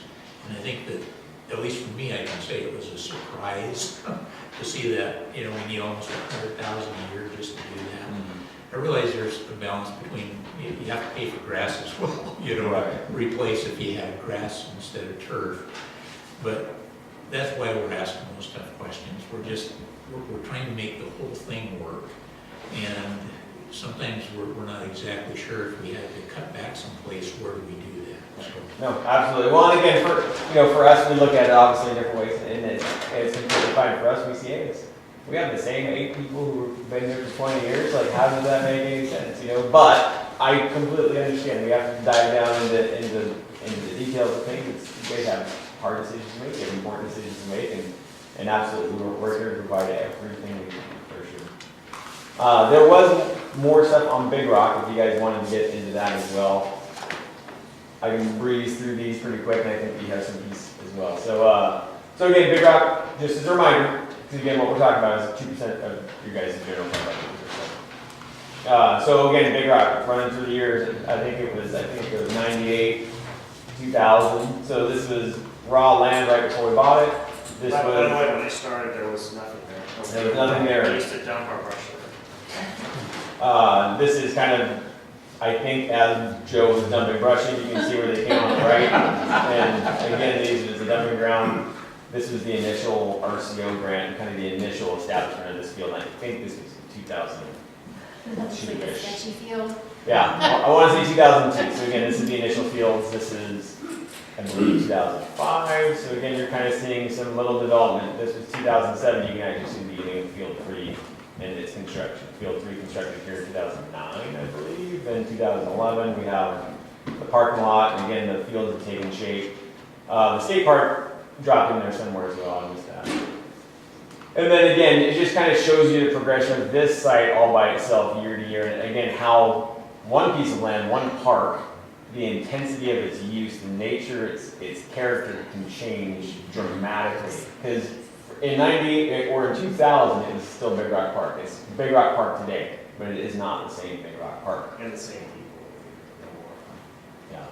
So again, this is just kind of the aerials of before. And again, those same statements that were made into these budget narratives from those previous years, showing those FTE allocations and kind of the concern that, hey, even this isn't adding up for us. And that, this one was supposed to be about the kind of the intensity of use. Again, you're seeing this field that I kind of ran out of time to dump more data in, and it's probably the last thing you guys need, but the simple math, I think, on revenue is something from like $10,000 to a projected $100,000. So I understand revenue isn't necessarily used hours, but that's about, 10 times. And again, I think a lot of what I've witnessed from seeing people up there is just a dramatic difference in how that field is used, how often people are up there. It's a big deal. And again, that same site that's always been Big Rock Park since 2002 or 2000 now has a huge amount more, so it needs a different level of attention. And it's going to continue. I think it's going to get more use. You have the restaurant facility that's coming in, it changes. So we don't have a static environment where that park and those fields stay the same, and how it needs to be treated stays the same. We have to kind of adapt to that time. And that was it for Big Rock Park. So I think what I'm hearing maybe, because when I'm looking at the numbers on, it shows that in 2009, we only had one FTE basically assigned to parks over Big Rock. And so just one FTE, like a 0.8 and a 0.1 something. And so is what I'm hearing is maybe the allocations were low and you have needed more? Because if that was true, do you know what? Because it showed in 2009 only needing one FTE to do all the parks. And was that unrealistic? Was that not real? The budget allocation. I don't think so. Do you think that actually they were using more? Because when I look at the FTE allocation, it's grown, like it's more than double what it was then. So is it that it just wasn't representing reality? Correct. That you It really was are the budget spending more reality. It was, this is what the general fund can afford to pay. I see. And the rest is gonna get picked up by the utilities. So do we have data that shows that back then we really were spending more time and that we don't have any information to understand how much we've actually Not spent? apples at all. That's where. Other than the last intrinsic 2 knowledge, years. other than the guy who's been Right. there for 20 I years. can just tell you, it's 10 times to 15 times more. The guy who's seen all the parks. Because it's not fair to charge utilities And you for can't. parks, but we have maybe. Well, Do you see what I mean? and What you're and that's where we're dancing on that fine line, Yeah. where we continue, public works has continued to say that the parks are underfunded and park positions are underutilized and not underutilized by people, but by us supporting them. Right. The thing is in reality, utilities are not supposed to support general fund. Yeah, and I'm not saying that's what you guys wanted to do, but that's No, the no. reality of what Reality of happens what with is the happening. budget. Yeah, Yeah. exactly, and that's a Okay. good way of you saying exactly what, you know, what it is that, yeah, it was the budget reality, it wasn't the reality of time based. Yes. That's helpful. And that's still kind of where we've been, is trying to get to that more representative Well, number. I'm definitely all for insulating utilities from general fund fallout, because I see that as the major problem with mixing the FTEs from public works. But hopefully, it can be done, well, you know, you hear Parks Department and I think Parks Director, and I think it's totally fine to run 3 people under the current system without additional management hierarchy. So I think it would be prudent to have these bodies actually be dedicated, or have an accounting system that pulls tasks being done and pulls it through their timesheets so that it's a official document of record versus a convenience copy of allocation. So, Is it realistic to think that we can fill that position at a very low pay like that? We don't know. We're going on to the side. I was hoping that with the benefits and doing 410s, that maybe we could find the right person for the fit. I don't know. I mean, to be honest with you guys, like I said before, when I proposed the position, we didn't do this because it's such a low wage. And I was trying to put something out there that was just like you were saying, that it's parks related, it's funded out of parks. It's kind of trying to show that we're trying to focus on this, and I'm trying to, I mean, it's a small step, like you're saying, and realistically, we could have 2 or 3 people working every week doing parks. We can make that, there's enough work for that. So that's what my idea was for the position. So to be honest, I don't know. I'm hoping that we can find, and maybe, like I said before, maybe somebody will want to do this for a short time. It's a stepping stone or whatever the case may be, because it's a, you know, it's a position that's, you know, it's not a heavy skill. So, should be able to find somebody to fill it, I hope. I don't know. It's, after trying to hire people for the summer hire, I don't know, because that's been very difficult. People can go work at Quiznos and make more money. That's a lot easier.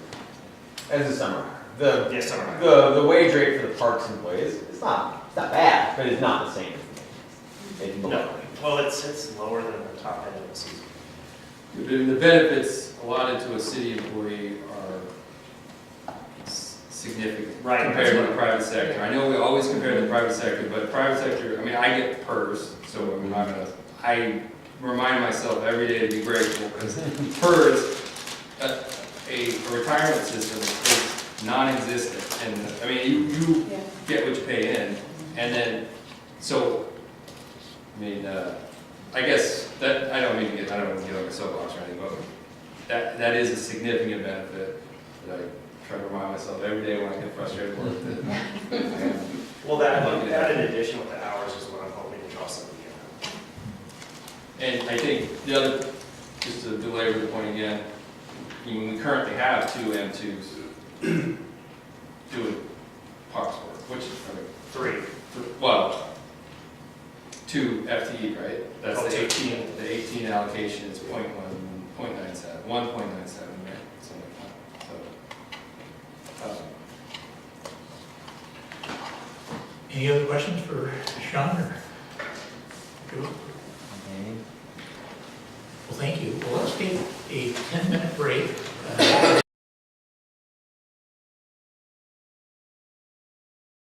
I can do that once. Okay, if everybody will grab your seat, we'll continue with our presentations for budget. Can I have just one piece on the parks, just administratively? So what we've been doing as staff, administrative staff and mayor, since we started the budget, obviously, you know that we're trying to fund that park position, in 19 and 20. So we went back and did some homework, started asking some additional questions, staffing level, finding out that we have spreadsheets, that have tracked better the last 2 years. But in my presentation for planning last week, if you remember, I said we need to go back and do a parks facility plan. Today was the first step of us acknowledging that we need to go back and do that, because I'll give you an example of just how we miss things. So we had WCIA come in and do part of like our insurance and auditing and all of that. And we found out that we didn't have yet insurance on Big Rock Ball Fields. We were budgeted $150,000. Well, that's over a $4 million asset. So this shows that we need to go back, pay attention to our parks. Whether we have a park department or not, somebody has to be responsible for it. And so we need to go back and do a parks facility plan, identify all of our assets, almost the equivalent of a depreciation of having to go back and do replacement. So what, we're asking you, I think, from administrative and the mayor level, is to fund it beginning in 2020 and allow us next year to define the facility plan, go through and look at those assets and better determine what are the requirements for operation and maintenance. Because I found a spreadsheet that Floyd had done for some work on the Walden, some work on the North UGA, and ultimately Big Rock Ball Fields. And, the estimate before we did the turf fields for operation and maintenance of Big Rock Ball Fields was about 15 hours a week during the busy time of year, which is basically during the growing time.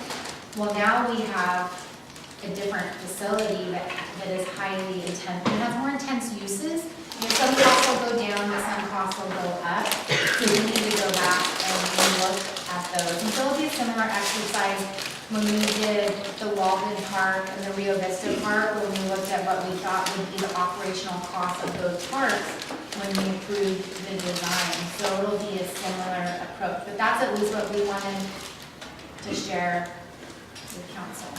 You guys ultimately will have to make that decision as a council on whether you fund it in the biennium, but we are definitely recommending that you give us next year to better address the park system through a facility plan, and then to fund it in 2020. But I think, one thing you might have to do is figure out how to fund some maintenance work on Main Street potentially. And they did request that, and it didn't make part of our budget, because at that point we were asking for a parks person and somebody to maintain Main Street. But it is expensive. It is still technically, union job, so the unions have to agree, to these pieces as well. But they recommended the Main Street be done by a contractor, so to me that tells me that they've made, they went and talked about it as a union. If we have to pay prevailing wages, that's gonna be a whole nother ballpark, but I guess there's some potential, I don't know, legislation talk out there that we might have to pay prevailing wages to maintain. Yeah, I think if it's a public work, Roads, if it's a public work, you have to pay prevailing wage. Yeah, so. And I can send you something from NYC. Thank you.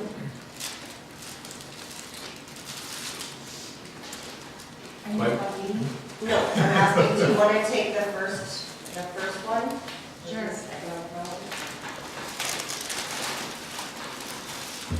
You go ahead and go. Good evening, council. This is Jody Wyckoff, city clerk.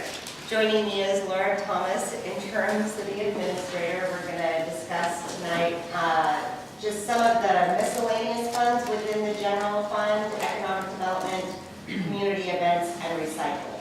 And kicking us off is Laura with the economic development. So Jody and I worked on this, actually Jody did the majority of the presentation, but I worked on the back end of it. Historically, we haven't been able to fund economic development post-recession, but last year council came in and worked towards providing some resource to hire somebody to do, I'll call it a marketing solutions report. And that is in process right now. And I believe it was about $48,000.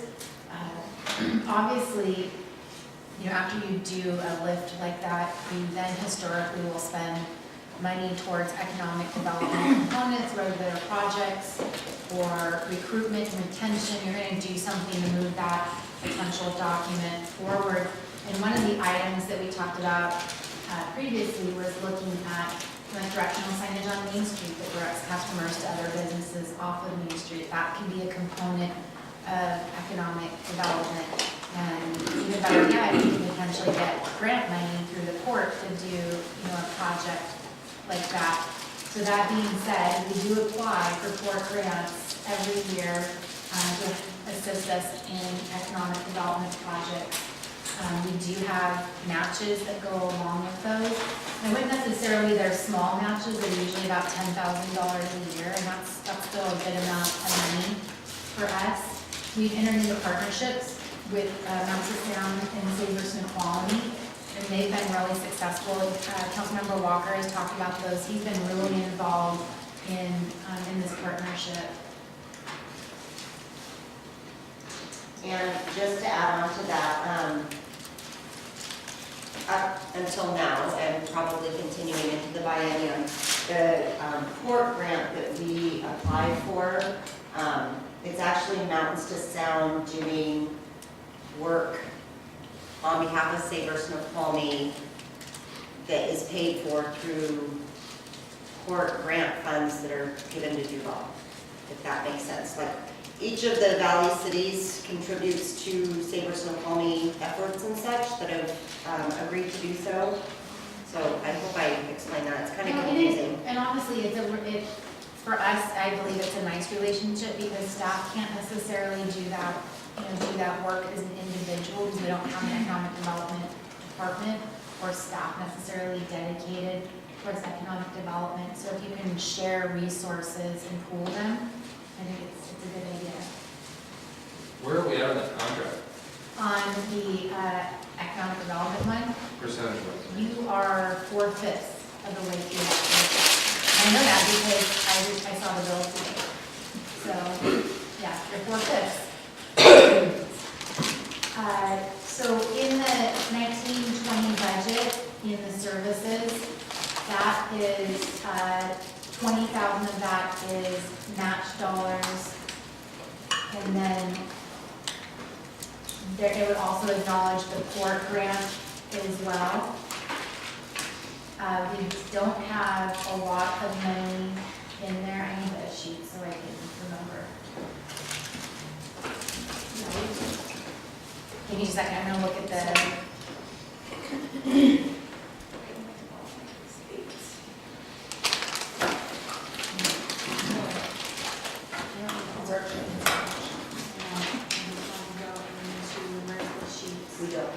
We don't have sheets for it. That's okay. I got this. So it's $30,000 on the revenue side, And then the court grant. that's the revenue coming in that we received from them. But then, in addition,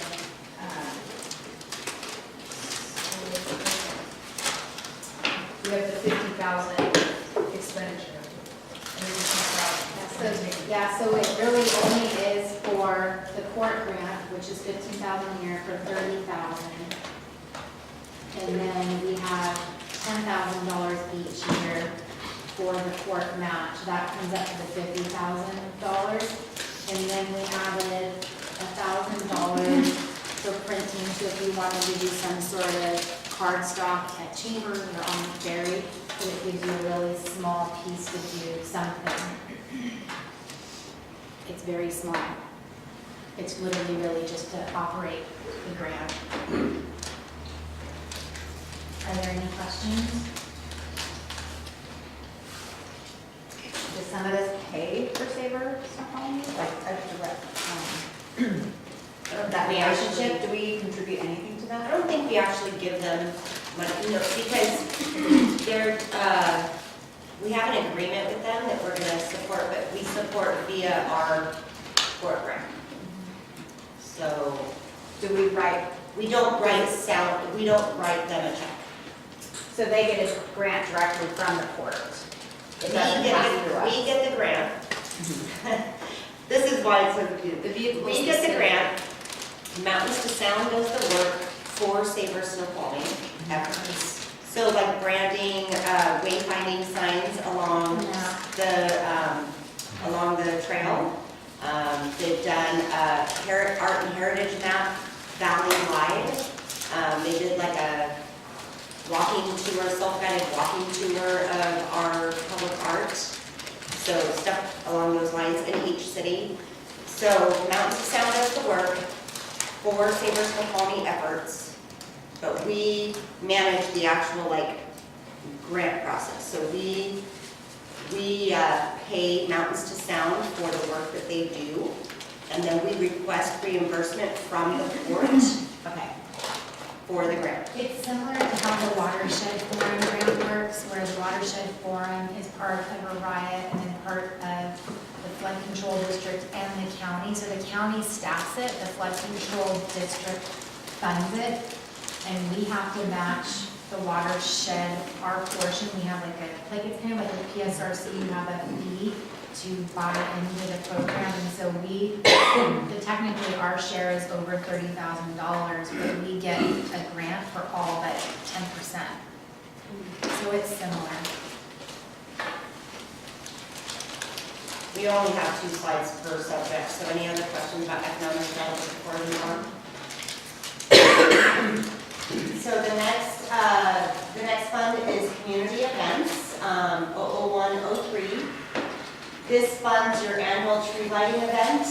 We budget $2,000 per year for this event, which is what we've been budgeting for that event pretty much since its inception.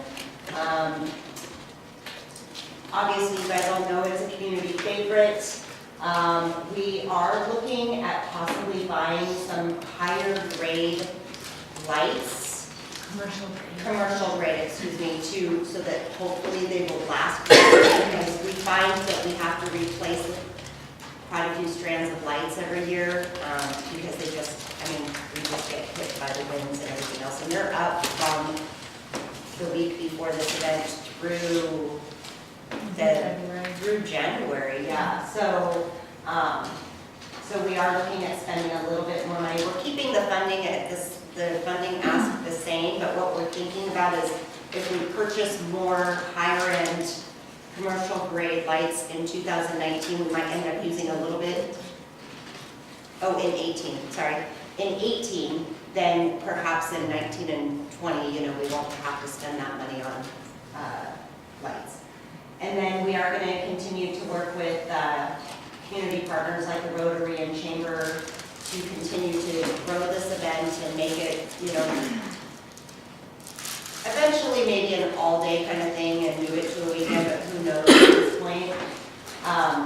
But without having to increase the city's portion of how much we spend on it. This fund also covers your human services grants. Currently, proposed budget is $10,000 per year. And we are looking to update the grant application and review process for the human services granting. That has not been reviewed in a couple of years and needs a refresh. Technically, for the human services grant money that you allocate, you have a policy for that people get to apply for the dollars. This year, or this year's budget, it was directly aligned to those agencies, but that's not consistent with our policy. And so, we'll ask council to utilize that policy and allow people to come in and apply for those grants in accordance with our policy, or you can amend the policy or get rid of the policy, but we're just here to tell you we actually have a policy. I think historically, way back when I was on council last year, the rumor was, at least I heard the rumblings that the grant application policy ended up being very cumbersome. And so this is just me relaying secondhand information, that it was very cumbersome, ended up being, you know, a significant amount of process. It ultimately probably cost a good amount of money to distribute, so, but that's not knowing, that's secondhand information. Jamie? I actually just reviewed the grant funding policy yesterday, and it actually is pretty straightforward. The work comes on the part of the nonprofits applying for grants, because they really have to show what they do with the money. It's not hard to review grant applications and sort those out that don't have all the necessary information, and it's a, you know, when you do a grant like that, you have a choice of whether or not you continue to, if an application isn't submitted complete, you can toss it out or ask for more information. If you're asking for more information, it's going to be more work. But being that there's such a small amount of money and the policy is old, I would like to update the policy to simplify it a little bit and make sure it's a little more targeted to our community. But other than that, it should be pretty simple. And I did evaluate grants when we did have the committee, and it really was not that difficult. We also have the community's events Correct. grants at the same time. So I think those are the ones that took a lot more Yeah. work, because there were a lot more applications and a lot more detail that you had to review and stuff, and I think that's the one that was a little bit more, I was not personally involved, but my predecessor was, but I think the special events is the one that was a lot more cumbersome, and we currently don't fund those grants at this point. So I definitely support simplifying and, you know, having a clear expectation of the charities so that they can just bring in a complete application and keep it straightforward for all of us. Any other questions on community events? So, clarify, the last year we gave 20,000 in 1 year, and now we're doing 10 for 2 years. 10 each year, so 20,000 for total. For 2019 and 2020. Right. So they're, To be split amongst however many applicants you desire. and so in the past, we gave 10,000 each to 2, and now we're cutting that to, if there is 2 applicants, it's now cutting it to 5,000, so they're getting half. Unless you want to give all of it to them in 1 year, and then you won't have any to give to them the next year, unless you reallocate funds from somewhere else. Ah, that's interesting. Okay, thank you. So it is a biennial budget. Yeah. We all have to keep it straight, including me. I have a question. So what you're saying is are we talking about starting to follow that policy again where they would have to fill out like however long the application is and then the council would review them, or? Historically, there was a committee that was Okay. created, and then the committee made a recommendation to council, and then council authorized it. And I think there was only a staff member that helped pull them all together, and if I remember correctly, it was council members that were on that committee. I think, Yes. yeah, I think it was just So it was our cultural commission coordinator that did, that reviewed all the grants and pulled all the work together. And then that was back when we had committees on council, so it was a budget and finance committee that was technically assigned to it. But in this case, it'd be simply an ad hoc committee for the purposes of reviewing grant applications, and it'd be a volunteer basis, whoever on council wanted to do it, up to 3 people. And what I would say is we probably, we need to use our policy and or amend it, because Yep. that's what the auditor looks at. Did you follow your policy to appropriate dollars to whoever an organization is? Sounds like you've got a plan at least to allocate it. Okay. Last one is recycling. This was my baby until I became clerk, and somebody else's. This past year, the front desk administrative assistant who was in charge, she's our recycling coordinator. She hired a consultant to organize and manage the annual recycling events instead of having it be on city staff time. And I was a little nervous, I will admit, but it turned out to be really good. And of course, one of the caveats to this contract is that you will not charge us for more than what we get in grant dollars, because the intent of the recycling fund is that we will not spend more than what our grant revenue is allocated for. Okay, cool. It's a true pass-through. Right. So what we did with, we did a budget amendment for 2018, and in 1920, we put almost all of the funds under professional services to cover that contractor cost. It used to be allocated throughout the fund, but there's really no need for that since we have one contractor and they pay the bills and then give us one big bill, and then we pay that out of our grant funds. We do leave a little bit of funding in supplies and such because we have other recycle efforts throughout town that we will offer supplies for. One of them is battery collection at True Value. You can turn in your batteries there, then we have a contractor pick up those batteries and we pay for those bills. So if they needed, although it is a hardware store, they probably don't need any supplies from us, but if they needed more buckets or something, we could pay for that out of our supplies budget under this fund. All of the expenses are covered by grants from King County and Department of Ecology. Like I said, expenses will not exceed grant funding. And we do hope, I say this every single year, but I really think with the contractor we could make it happen this year. We hope to add at least one item, or one event, to collect items that are not accepted during our summer event. And we are looking at a spring mattress collection.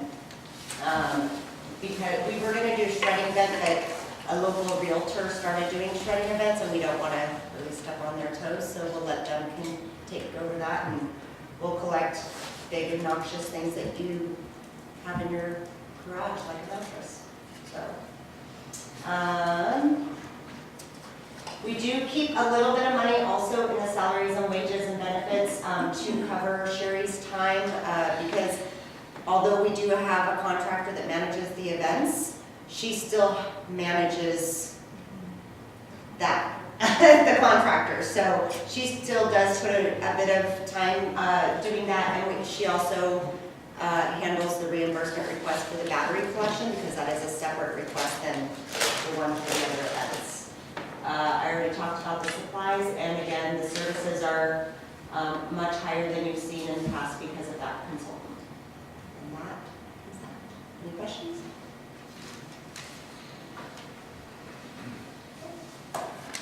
That was the end of that one. And you have one more, right? We have a cultural commission. That we have to postpone until the next meeting because we wanted our cultural commissioners to be here and they were unable to attend. So I think we're looking at the 30th, next Tuesday's meeting, right? We're hoping to be able to bring that forward. Is it this one?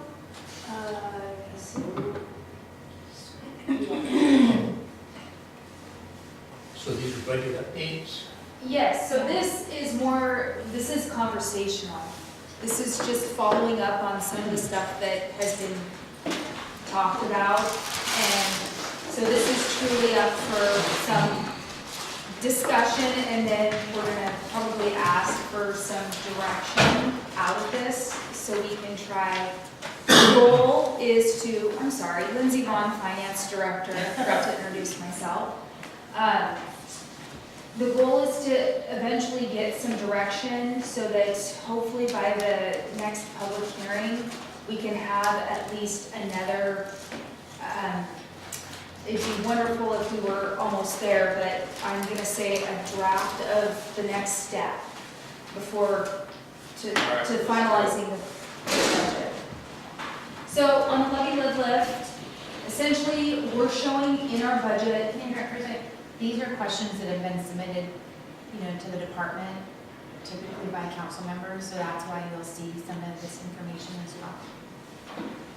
Thank you. So the levy on the revenue side is the $730,000 $438,000. And then on the expenditure side, the debt payments for the Big Rock Ball Field, and that's showing up, and that's within your budget at $451,981.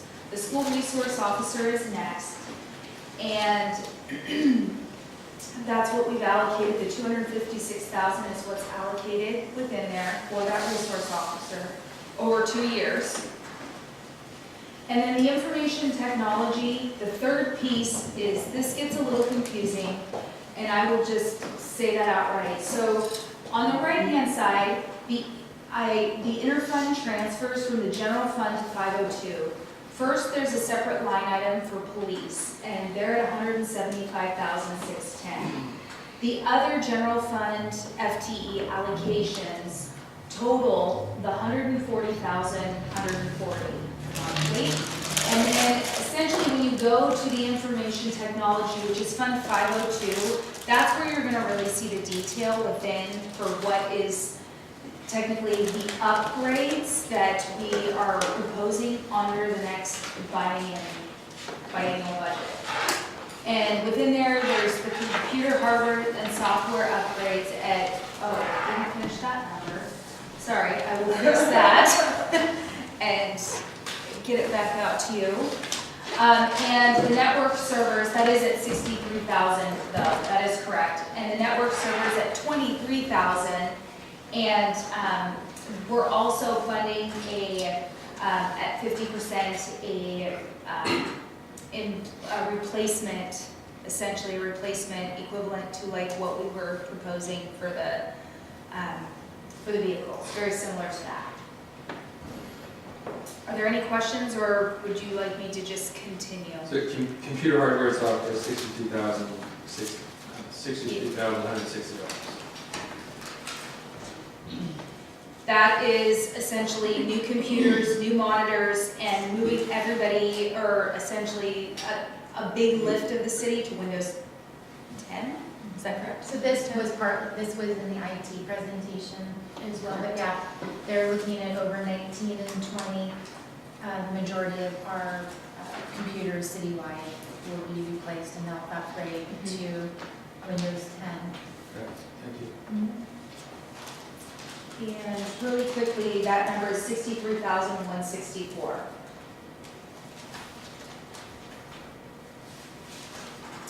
So going on for additional conversations that have been had previously, fully funding contingency, which is a part of the general fund, but it's in its own fund of 002.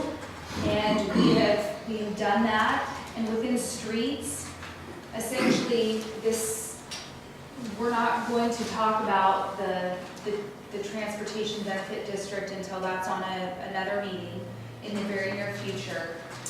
But the Baton Road TIB grant match for the $43,652, that essentially is being funded from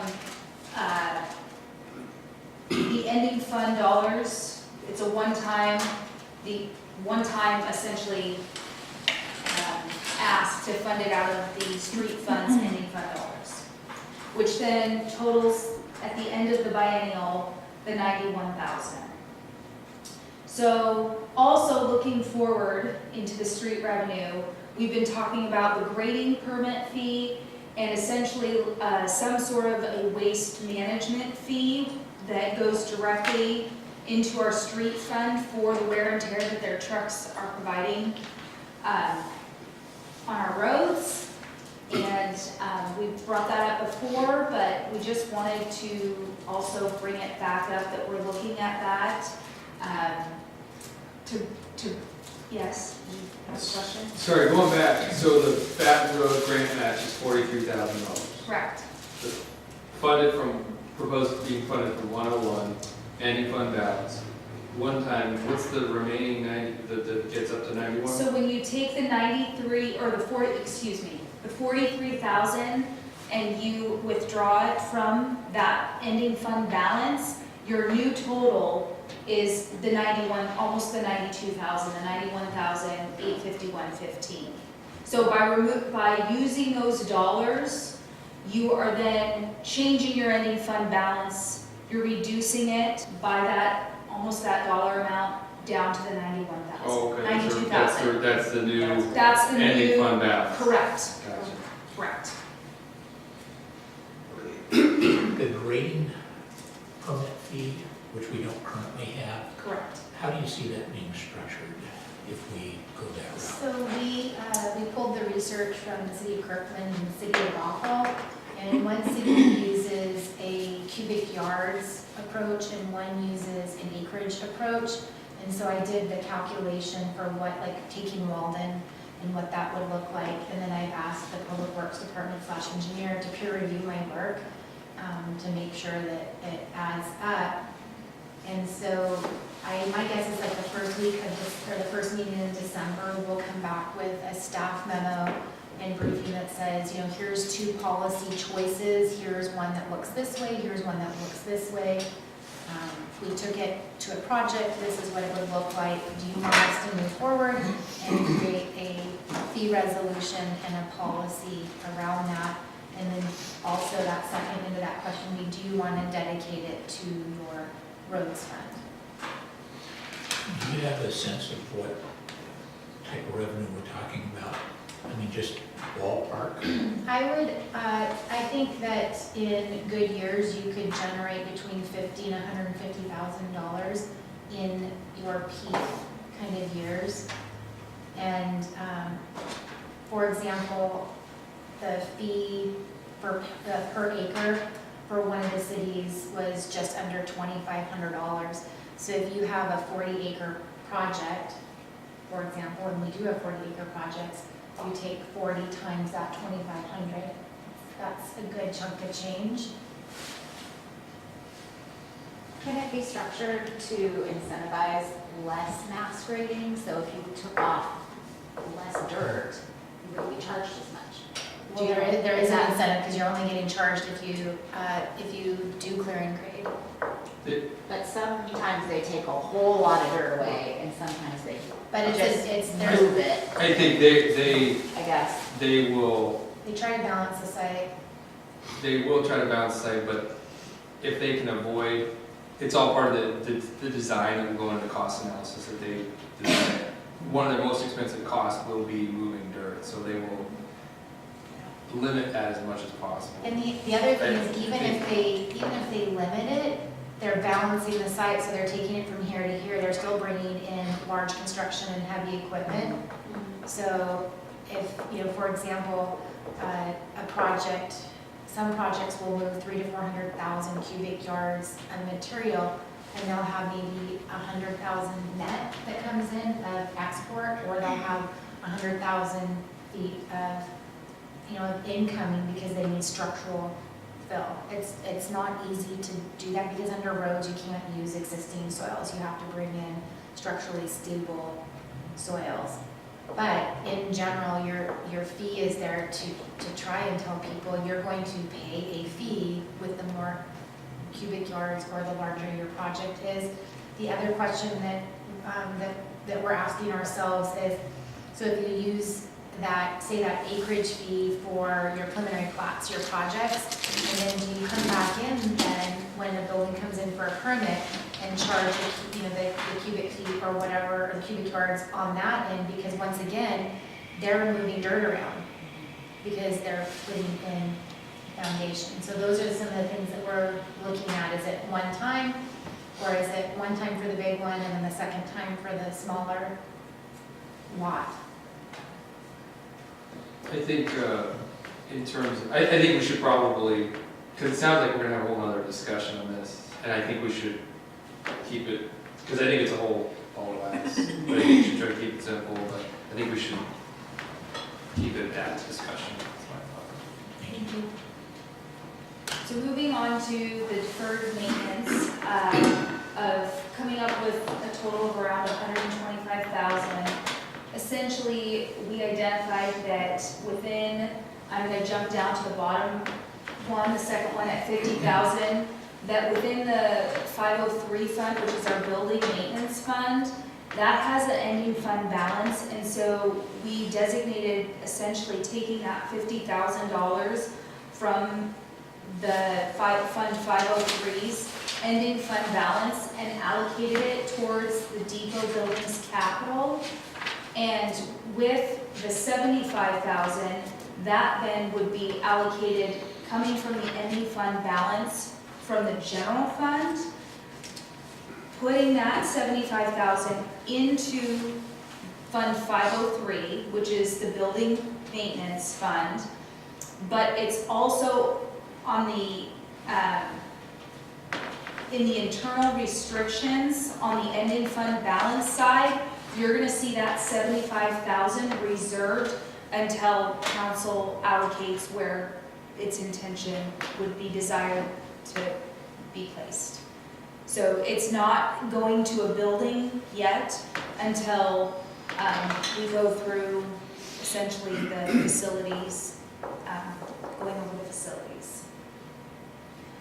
So then also another proposal is the equipment replacement, which is our vehicle replacement fund, which is 501, and funding the replacement at 50% with one-time, essentially, general ending fund balance of $100,000, which would then almost fund it at over, it would fund it at essentially 100%, but this would just be a one-time.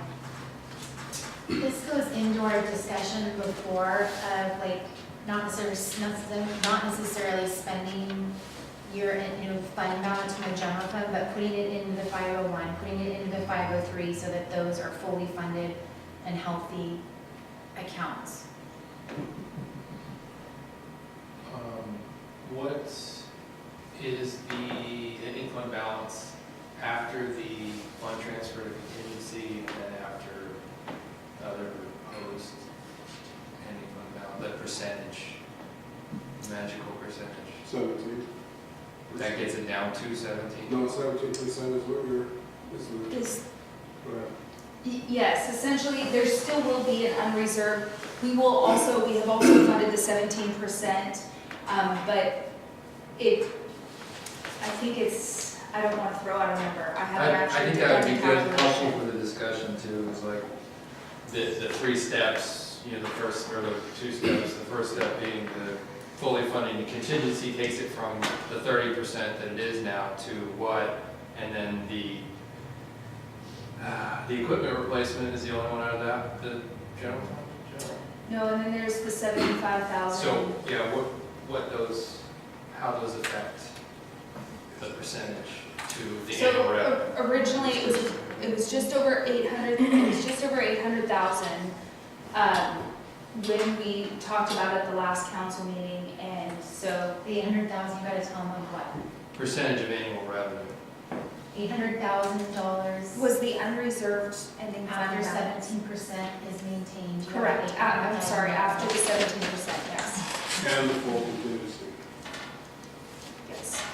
So after the first contingency amount at 494 and fully funding the 17%, the ending fund balance is around 800,000 prior to the 75 and 100,000. Yes. And we wanted to bring this discussion back to you to get your temperature check on what you're okay with and what you're, if there's any red flags that are being thrown out for one. I guess it's more helpful for me to hear the percentage of the annual revenue, and I don't mean to, we're just coming at this from different ways. So I get that it's 800,000 after it's transferred into after money's transferred to the contingency fund, is that correct? So essentially, you were starting with an $800,000 balance. Starting with 800,000, And you're which taking away the represents, 75. which represents what percentage of the annual revenue? I get 29%. 29%? Okay, and then Of what revenue? Of the of year-end fund the balance? general fund, that would be what we're gauging to, right? Isn't it? The percentage of the ending fund balance in relation to the annual revenue of the general fund. That's what you would gauge, isn't that what you, I mean, maybe I'm crazy, I don't know. It's definitely a way of looking at it. It's a way of looking at it. Yeah, It's essentially what's our policy states, the resolution states, is that you have to have the 17%. In relation Of to what? general Of- fund Yes, revenue. expenditures. Expenditures, Correct. all right. Less Oh, and internal- that's fine, expenditures. So I'm sorry, that's the part I was missing. Less internal transfers, so it's your true, essentially your true operating, and any capital that's being done, which is normally very small within the general fund. Okay, so, that would be, just the percentages would be helpful. You know, what it was when we found it, what it is when we, at the first step, what it would be at the second step, what it would be at the third step. Does that Okay, make sense? yes. So essentially, you still are ending up with there's still a healthy ending, unreserved ending fund balance from what's being proposed He here. just has, it's pretty easy. Yeah, it's just, $100,000 would be great if you're, it was You're in at a- 38%. If we do what we're talking about, it drops it down to 29%. okay. Could you just confirm that? That would, because that's like, because it's like, are we really close to 17%? I use Well, I the think we 1.8, should- Jennifer. I think Maybe that might include restricted funds. The 1.8 million in fund total, is that the what? 1.9. I was using, almost 1.9, 1959. So I'm coming at it differently. I just added up the totals and they totaled 854,000. And you said we were 800. The 494 is not what you're spending, that's the. Oh, okay, That's that's the it. full Okay, got fund. it. Yes, thank you. Does that help? That's what I would have asked you. Okay, thanks. Yeah, was it 270 or? Streets not either, that's streets. That's correct. Okay, so Yeah, well- I won't try and go away. Everybody sees it a different way, and we understand. Well, but the policy's written in percentage of expenditures. Expenditures, And correct. the relationship would be in percentages of expenditures. So I think we should speak in terms of percentages of expenditures in terms of how. I will do that moving forward. So are you still, just to be clear, asking them to provide Yes. those in percentages? Yes, we can do that. We can come back with, or send an email out to everybody. Yes. Thank you. So, and then that takes us to the bigger discussion around Big Rock Ball Field. So, do you want to go ahead and discuss this? You want to discuss this? So currently on the current resolution for the Big Rock Ball Field, the language is fairly clear now, we've seen it. The fees are to go toward the replacement turf at 100%. Everybody in agreement with that? With that happening, with the projected fees for 19 and 20, which is about 120,000 a year, there's still a shortage for operation and maintenance of Big Rock Sportsbook. What Laura and I would like to do moving forward is come to you with a resolution, a new resolution, that would specify 50% of those fees would go toward turf replacement, recognizing that we didn't put any of those fees toward that replacement turf this year. We wanted to start at 50%, with the other 50% going toward operations and maintenance. And in that same resolution, create a fee increase based on CPI annually, which would be 3.3% the first year. Doing those things still leaves a $125,000 deficit toward operations and maintenance of that field in 19 and 20. So we still need to go to the, essentially the general fund and find some reductions in the general fund so that we can take that out of the general fund and place it in the Big Rock Ball Field. And that wouldn't necessarily be unusual because historically, this is the first year where in 2018, they didn't go to the general fund to get money to operate this park. What they did instead was they used all of the fees that we collected as they're operating the maintenance. but that is not consistent with what our policy says. So we want to try and find hopefully some, some middle ground to operate the park, where we're using a portion of it to operate the park and then a portion of it to put away for that turf replacement in 8, 10, 12 years. And there's a calculation that like if you're doing at 10 years, it never really truly is 100,000, by the way. Like when we went back and we looked at the spreadsheets, depending if you did replacement at 10 or 12 years, it was in the high 80s and the low 90s for those. And so that would be what I would call 100% value of putting that away. But we're asking to take 50% of the revenue that we generate out there to use for operations, with the other 50%. We're not quite sure how we're gonna plug the 125,000 in, other than to remove something out of the general fund. 125,000 is a lot to reduce the general fund by, and we haven't resolved that. So if you have any thoughts, we would definitely like to hear them. But that was what we found as kind of the middle ground.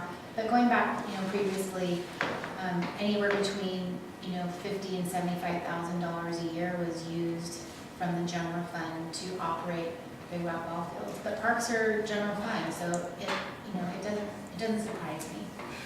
What was the revenue on the field last year? What was like one? So this year, we'll end, we have a, 115. I want to make sure, user fees. I'm confused. The 125 you're saying is after we would raise utility tax? No, we're not proposing Oh. we're not proposing utility tax. It was on my note too, so. No, Was sorry. it including a user fee increase? Yeah, it increases, so there's no utility tax that we're proposing.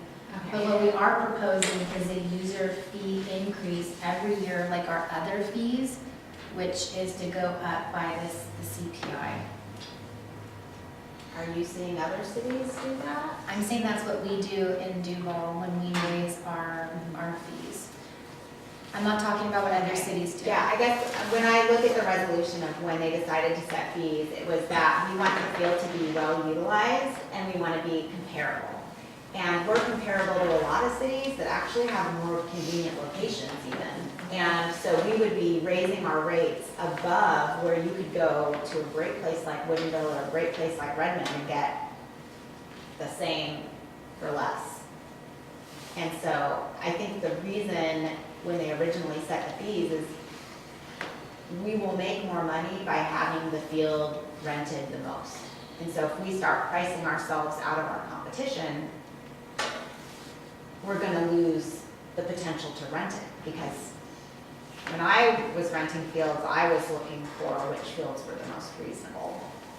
And so those fields would get utilized fully. I just am not seeing any other cities raising them. I think we really need to, in my opinion, I think setting the fees for the fields needs to be based on comparables, not, well, we raise other fees by CPI. I don't know. That's kind of how it's typically done if you look at other cities, pretty consistent.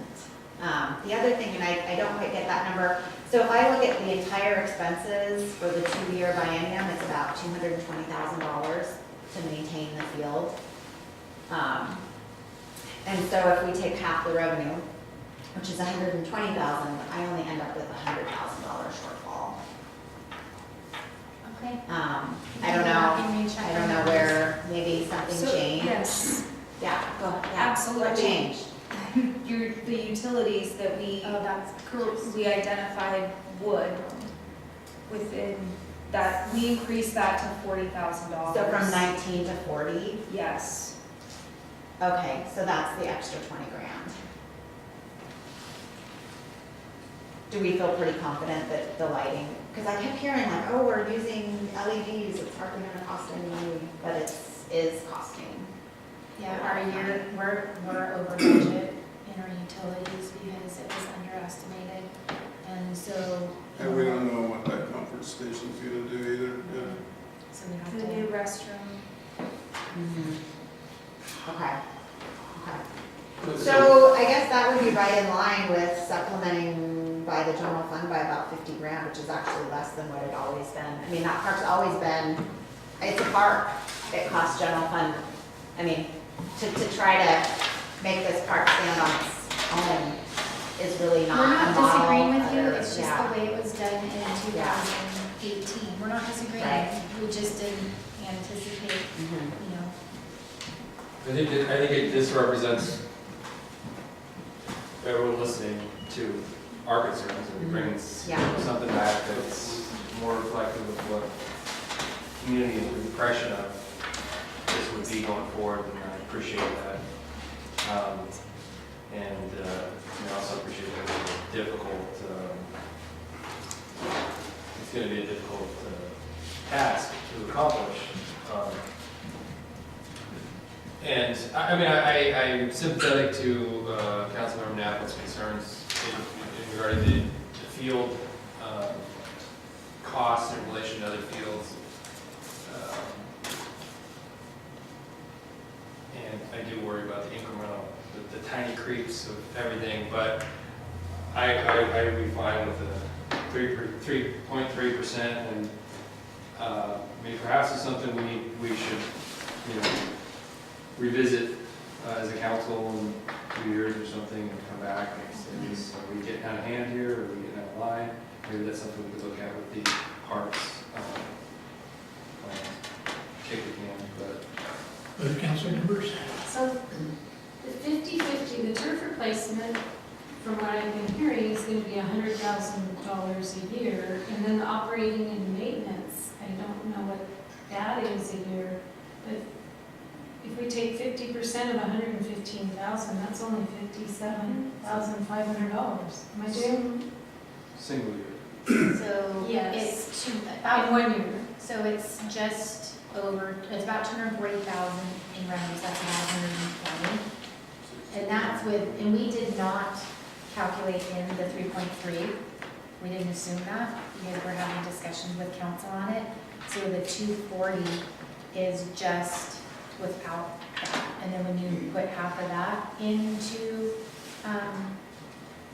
I don't want to call it a contingency fund, but a fund that fills the turf replacement. Half of it goes to one account, and then the other half goes to operating the park. And then we would find about 125,000 from the general fund. We would reduce something else in the general fund. And that 125 is over 2 years? For the user fees, do you have a ballpark, no pun intended, but, I like that. maybe it wasn't intended. So like what people are paying now on average, I don't know how many hours some of these groups. So what that 3.3% would mean to a group that regularly uses the field. I don't know how that would impact. It was interesting because I had a meeting, I don't know if it's this week anymore, last week with the soccer association, and depending on what sport you're in, lacrosse is usually a 2-hour user, but most of the others are 1-hour users, but they put them in blocks because they have different age groups, so they might get a 4-hour block. But I can tell you, and I wasn't necessarily going to share it, but the soccer association feels or believes that we have the most reasonable priced fields in their area for their kids to play, from Squally, North Bend to here. Not that that matters, because we obviously need to look at what other communities are doing. But the one thing I would say is, on some things we can't compare to other cities. We still have, we still have to make ends meet at the end of the day in this community. But on that same note, we can't outprice ourselves either. And so it's finding, I don't want to call it the sweet spot, but it's finding somewhere in the middle. And so the 2 contracts that we have right now with the 2 associations allow for a 7% increase, and that's not something, obviously that we're looking for. But we were looking, what we try to do is find, okay, what do we do with our other fees? And it's just one approach. It doesn't mean that council has to go down that pathway. Mayor? I just want to remind the group that in addition to this $125,000 gap for maintenance and operations, yes, parks are historically funded out of general fund, but prior to releasing a proposed budget, we already cut well over $800,000 from the general fund, and none of that was discriminatory. It was all things that people needed to do their jobs or to do their jobs better, or projects that are needed in the community. So we really are looking at how do we maintain services in the city at this point, and we've got some big gaps that we need to continue to try and fill in the general fund. I always try to see, is there money we're paying today that we don't have to pay in the future that could be used for something like this? The big rock ball field, we're paying quite a bit of money each year, but that's money that we have coming in and paying out. Is that true on the Main Street side too, or we're over $300,000 a year that we're paying off some of that? So what monies are, I'm just, again, related to this, trying to say, is there any future monies that we might earmark? But is that not the case with Main Street when we're done paying off? Main Street, you have a long time to pay that debt off. So it's We just started paying that debt. 40, is it 7, 8 years? The Big Rock Ball Fields is, I believe, 9 years. Yes. But Main Street's, With 2031. Yes. Oh, 31 for Main Street. Okay. Main Street. Yeah. Okay. And when Big Rock's done, it doesn't necessarily free up money because then the levy proceeds Right, in, so it's like, exactly. you know. But Main Street would free up some REIT money, Well, but that's a long ways out. It is, but that's what I was trying to look for, you know, I mean, at $300,000 a year, you can save. We've definitely, we're slicing and dicing and trying to figure out, like, strategically, what's going towards REIT, what's going towards park impact fee, how are all of those things, playing out. But your general fund is always your most difficult fund, it's where all of us are located. But what I would say is, when you're looking at $125,000, that can be a quarter of an entire department, that, or a third of a department. And so it's hard, it's much harder to find, once you go over like $20,000 or $30,000, it just gets harder to pull, pieces out. I know this is a challenge when you figured out how to balance a budget, and then we come back and start pulling from different areas. And Let's be clear, we haven't balanced the budget. We're not balanced at this point because we're pulling, we're pulling out. The budget that was presented was balanced, and then council's made some policy decisions through consensus that make it unbalanced, and we're trying to figure that out. how to make it work. That's why we're having some of these conversations, just so we kind of get at least a feeling where you're at, like, fully funding contingency, funding, the TIB grant and using, dollars. We're just trying to find them where we can that are realistic without jeopardizing our future fiscal state. I think it's good to have this conversation, especially with those of you that have been working on the budget for months and months, because we can look at something like contingency fund and say, yeah, that makes sense, but we may not understand the impact of that decision fully within the scope of the budget. So I hope we can just continue to have really open conversations, and even though we're, the legislative policy-making branch, we still need that very open conversation that, to make sure that we're setting policies that don't adversely affect our operations and other things going on in the state. And I don't think any one of us has such a complete view of the entire budget. We just, well, we got this and know exactly how it fits. Those of you that are dealing with details, we need that kind of feedback saying, we'll do this if that's what you want, but we need to hear, here's the impact if you think it's throwing everything off. At least that's the kind of open conversation I want to have, so we make sure we're working together on the budget and not working in different silos that just aren't matching up. Other question? I am concerned about that. I really feel like we need to worry about the turf replacement reserve. And relooking at that, and I think it makes sense personally for people that are using the field and the fee rates to be applied towards that. You know, that's, they're using it, it's been wear and tear on the fields, they're the ones using it. I like the idea of figuring out how the fees are gonna, you know, and the operating and maintenance all has to be part of it as well. But, I personally would be in favor of an increase in the fees, but I really would like to look more at turf replacement, make sure we have enough reserves in the future. From staff, any questions of us?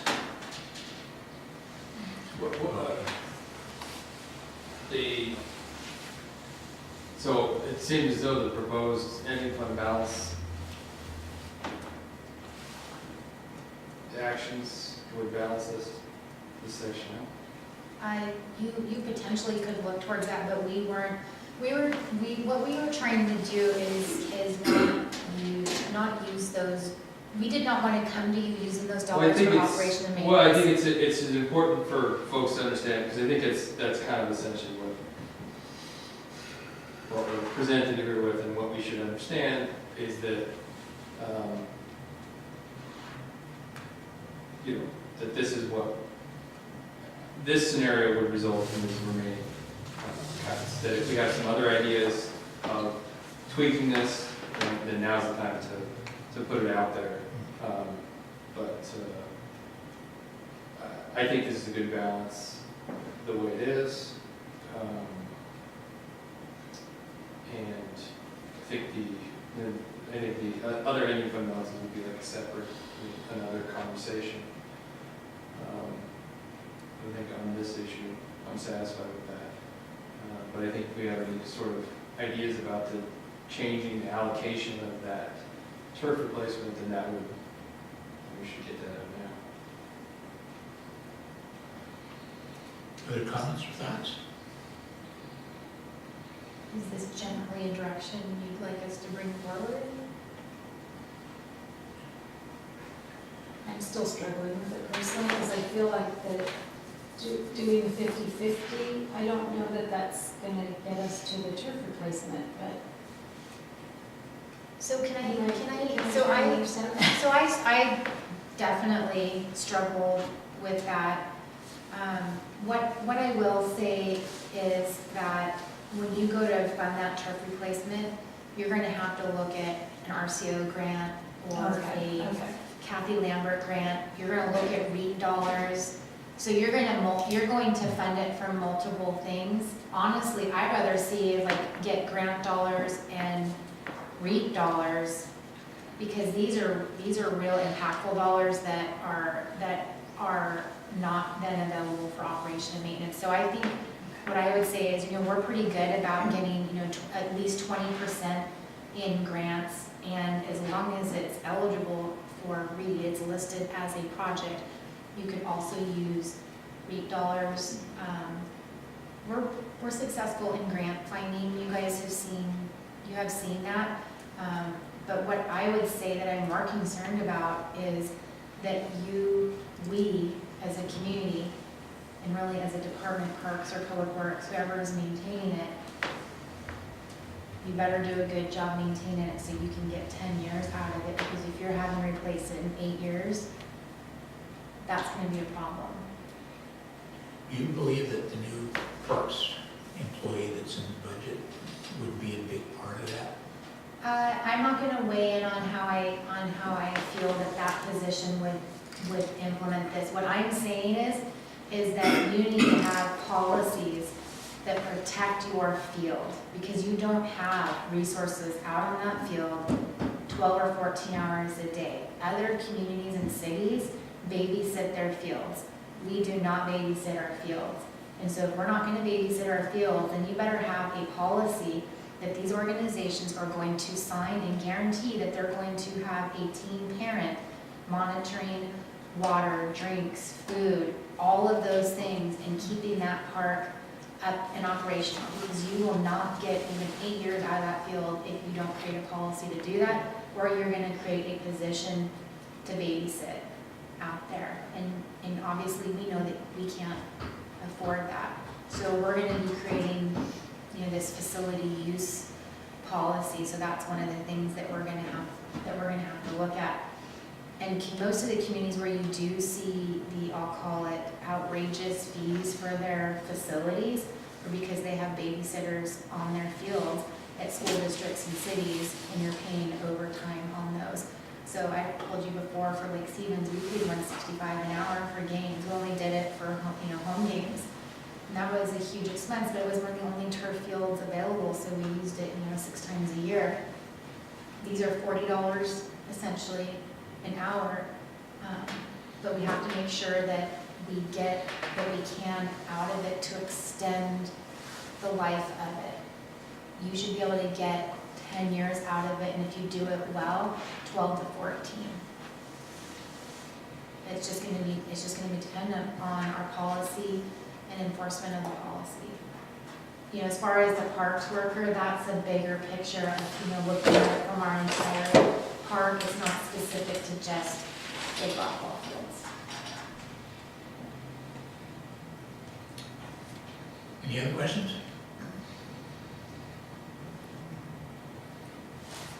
Thank you for addressing the grants, because that was in the back of my mind as well.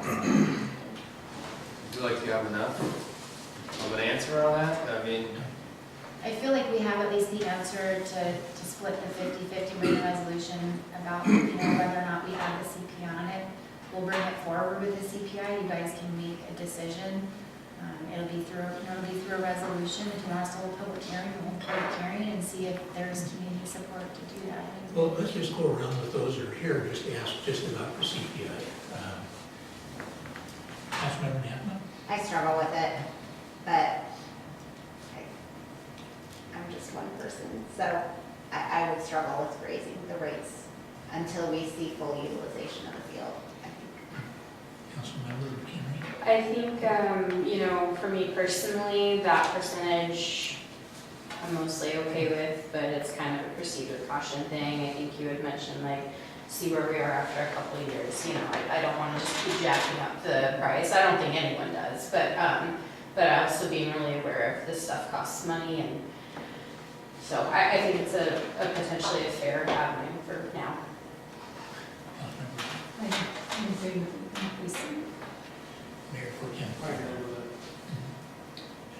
And it makes sense to me that there's going to be some increase, just because of maintenance and operations and cost. So I can live with it, but I also agree so strongly that, we want to be in that position. I think you put it very, very well. So I think if we came back and said, boy, it looks like we're in, a cost use fee that's reasonable, it makes sense.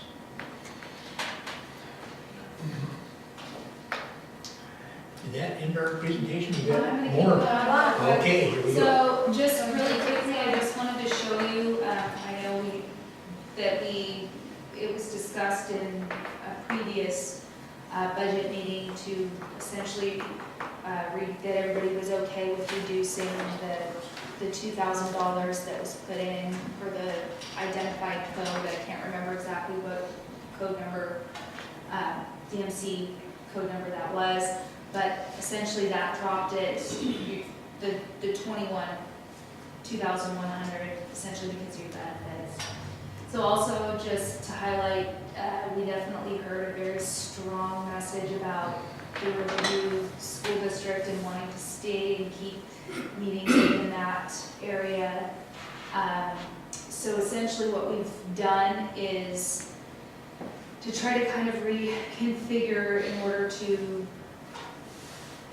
keep this balance. What we have put within there is essentially if we keep all of our straight council, committee of the whole and council meetings 2 a month that are designated to be up there, but if there are additional meetings such as budget meetings or whatever the case may be, that they are essentially held at the DVC here instead of in a facility that's going to cost us money.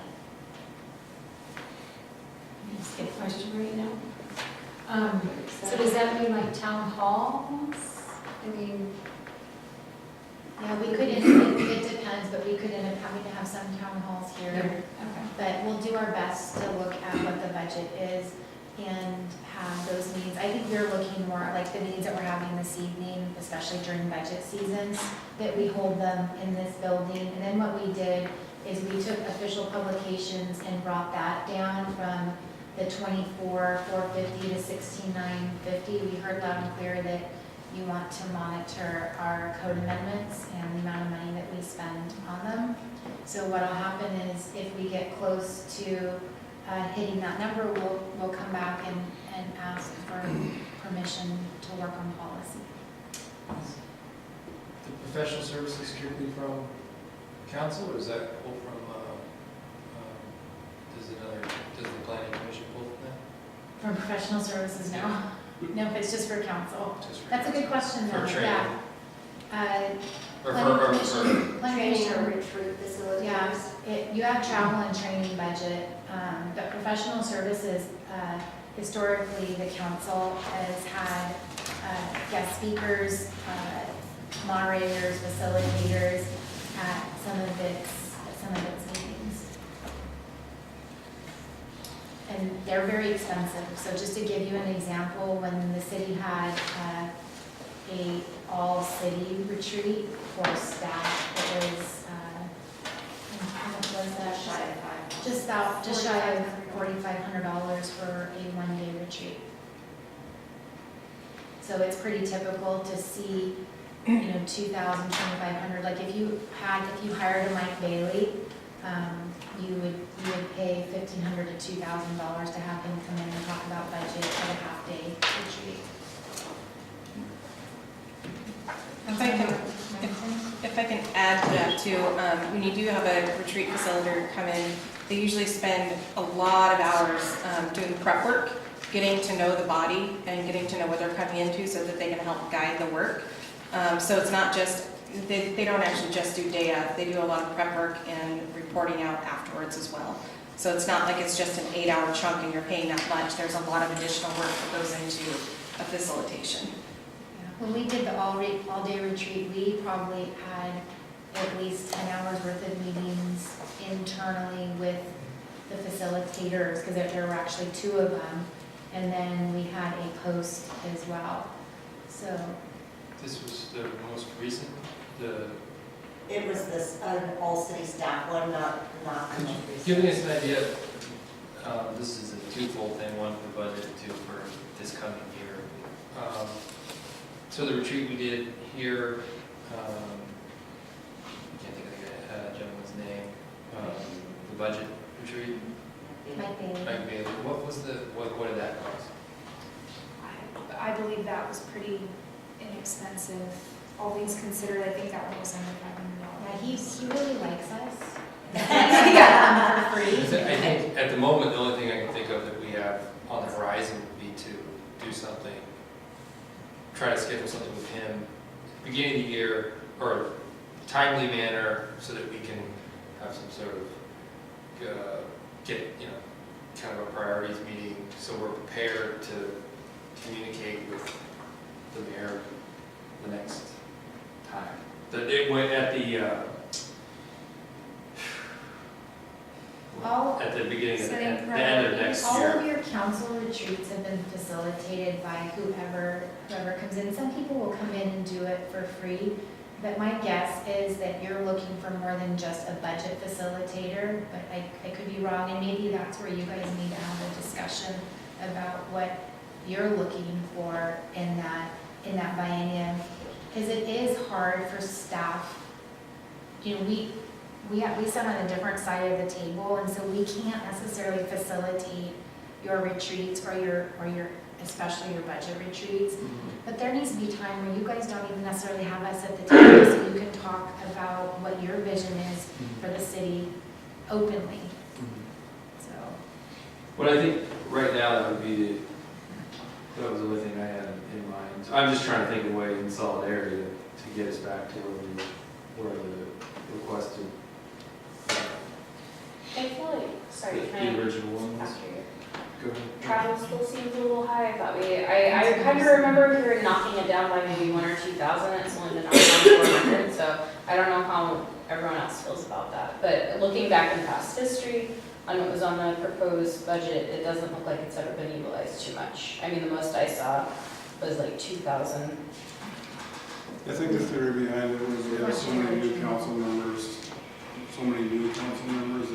that could utilize more land. Yeah, I mean, I think we talked about it, but I thought that what it seemed like the consensus was we were willing to pay out of pocket for going to some things. I mean, that would be a lot, but I don't know what everyone thinks about even bringing it down to 3,000. It seems like a lot of money.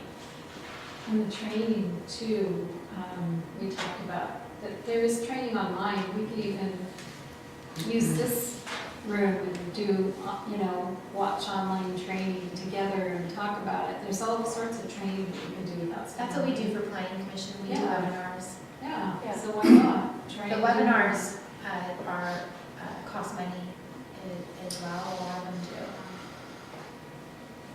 There's been free ones. There's free ones, Yeah. but there's not a lot of free Oh, ones. okay. Yeah. Okay, how about this? You take 1,000, oh, sorry. Yeah, because that's kind No, of what yeah, you're thinking, is that's like taking a little bit off of those to get it. Dropping travel to maybe $3,000. Yeah, I was taking 1,000 off professional services, and 600 off the travel, and 1,000 off training. Now get us back down to where we were. I mean, just as an exercise of like, Yeah. We did not want to, No, I- staff We does could at not least- want to we could at touch least do travel, that. training, professional services. No, because I think- Oh, okay. But I think if I recall from the last meeting, I can't remember who brought it up, but, we have a lot of new people, and yeah, of course, it's important to kind of come up to speed, but if something really came up and we were getting close to that budget, just like any of the other departments, we can bring it forward and talk about it, so, I don't know if that's. But can you go back to the salaries?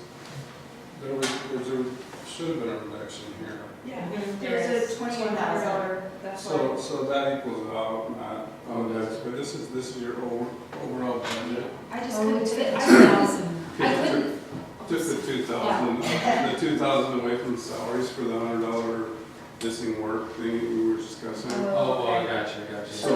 Your balance. Your balance. Oh, okay. Well, I think we could at least take, Still trim it down a little yeah, I bit. think we could take that other 20, I mean, That's just- in the grand scheme of thing, it'll probably cost us $1,000 to talk about it right now. Chances are it won't be. But, yeah, you can take that off of there. Well, I'm being decisive, okay, take 1,000 off professional service, take 600 off travel, and take 1,000 off training. There, How was your training today? great. I did my thinking brain. These are just last the entire training He's on a budget roll. after today. Councilmember Gatlin, do you have input? We've kind of heard from. Yeah, I'm fine with it. I have done a lot of the online webinars and it's been pretty helpful. I've sat in on some, Lindsay has invited me to some, and I think there's opportunities where you don't have to spend the night and you have meals and hotels and, yeah. The other thing that we thought about is pooling the money with other valley cities too, to bring in guest speakers. So if you can share it. That's a really good. So we have some plans for next year. It's good to talk to other cities and other It's council a members great too. opportunity. Yeah. Mhm. I like that. So are you comfortable with that last Yep, got it. spreadsheet? good, I wrote it Got the down. knife out and started Yeah, cutting legislative? red pen, no. So then open for discussion, but I think we got to this point, so, the one thing we didn't really talk about essentially was the rec center. So, did you hesitate? No, I'm Oh, okay. fine. You want to talk about that now? So are you gonna do it or you what? Well, I thought you were, I heard something, so I didn't know if you wanted me to stop, so I'm gonna go ahead. The rec center, we essentially have proposed, in the original proposed budget, we put in $400,000 for the sale of that building based off the assessed value from the assessor. And we are wanting to gauge your temperature check on using essentially $50,000 for that for a government facilities plan. And the details of that, I'm going to have to defer to Director. And that's a lot less than we had seen, because I think we said we'd sell it for 400, and that 200 plus would go, Yes. the other would be set aside and be able to come up with a plan for a facility. So you reduce that now, so you would set more money aside for future use, 350. and 50,000 would go for necessary upkeep of facilities. Our takeaway was council wasn't comfortable using proceeds from the sale of this for operation and maintenance of our facilities. So we removed that, and now we're just asking, is council comfortable using 50,000 for a capital? For the plan. Okay. Oh, let's go around.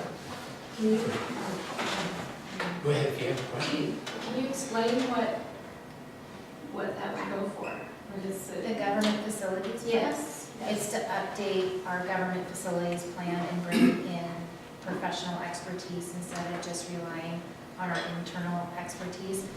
That plan never was finalized or made it to the council, and I think partly because we just didn't have the internal lift for it, and so we didn't have probably what we needed in it to get it across the line. We had identified the facilities, but we didn't necessarily have like everything measured out, probably literally the way it should be, and all of the components of a building. It does state how much money we should be spending a year, because that's how your public works / building, whatever you want to call it, division does. So when they come out with a rounded number, just like the payment management plan that says you should be spending, we'll just say $150,000 a year, and then they prioritize that $150,000 a year by looking at either the PMP or the facility plan. And so it's basically making that, it's like updating that document and bringing it to a professional level like we do with our comprehensive plan, our transportation plan, our water comp plans. And so it costs real dollars to do that. We could do it internally. That isn't something that we can't do, but it does take time, resources. So is it the same, that's the document that you sent to us that was done in 2013, correct? So it showed each building and how much you should reserve for future maintenance and the whole. So if we go around, and there's really two questions. One, are we ready to sell the rec center?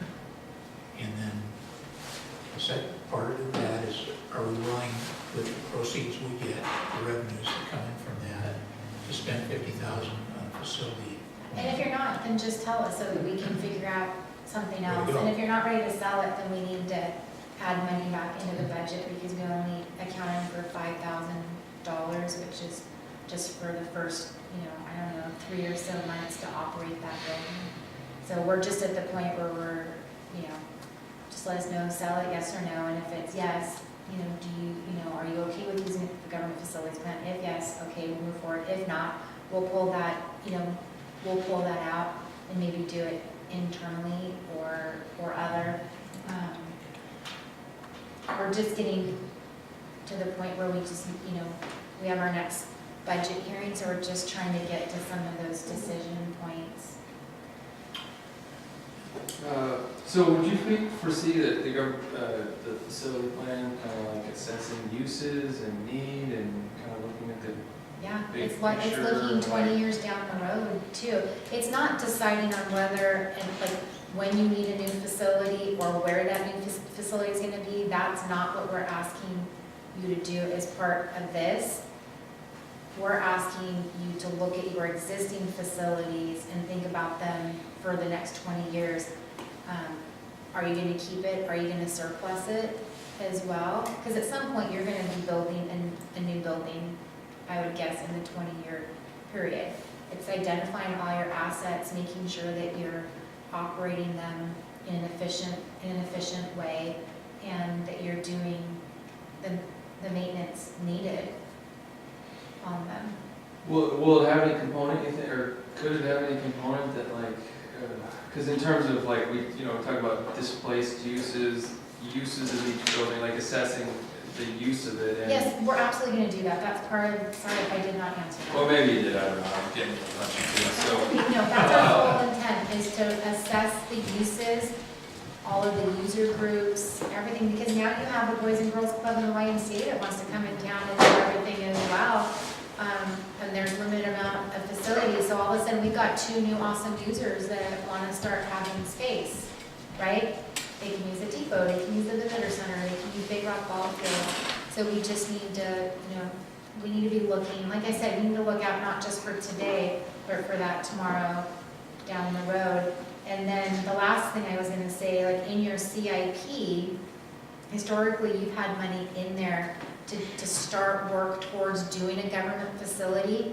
Somehow it got out of your CIP, while technically it was still in your comp plan, but it wasn't identified in your 6-year CIP. So we're making sure that we do that, because guess what? For that plan, you can use REIT dollars, but it has to be in your CIP for 2 years. So then in your next biennium, if you're ready to start moving forward that discussion about that government facility, post doing the facility plan and doing your park facility plan, it'll probably be good timing.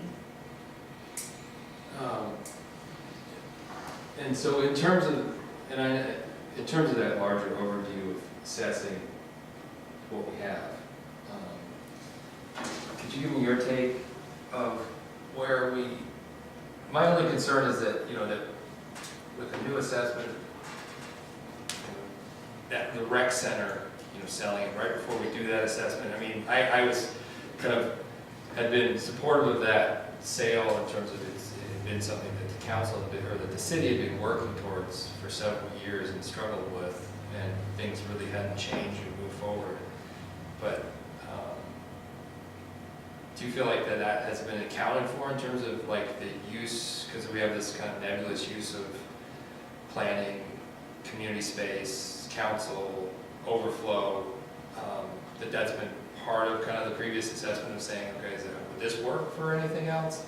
And I don't really, I hesitate from opening the can of worms again, but I think it begs the question if you're going to do an assessment immediately after sale.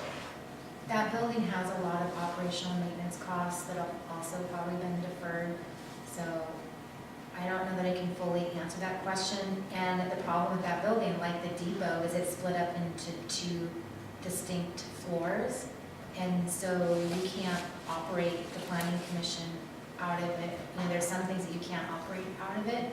Could a YMCA rent it from you? Probably. Can a Boys and Girls Club probably rent it from you? I mean, yeah, those are things that you can do, but we have to probably, go back and reassess the building to look at what needs to be done as far as deferred maintenance on that building. We have spent quite a bit of money on it.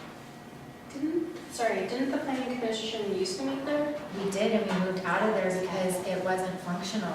And we got a lot of complaints from the planning commission and the residents and our developers, because it's a tight space, and if you have more than the planning commission and a handful of people, you can't use it.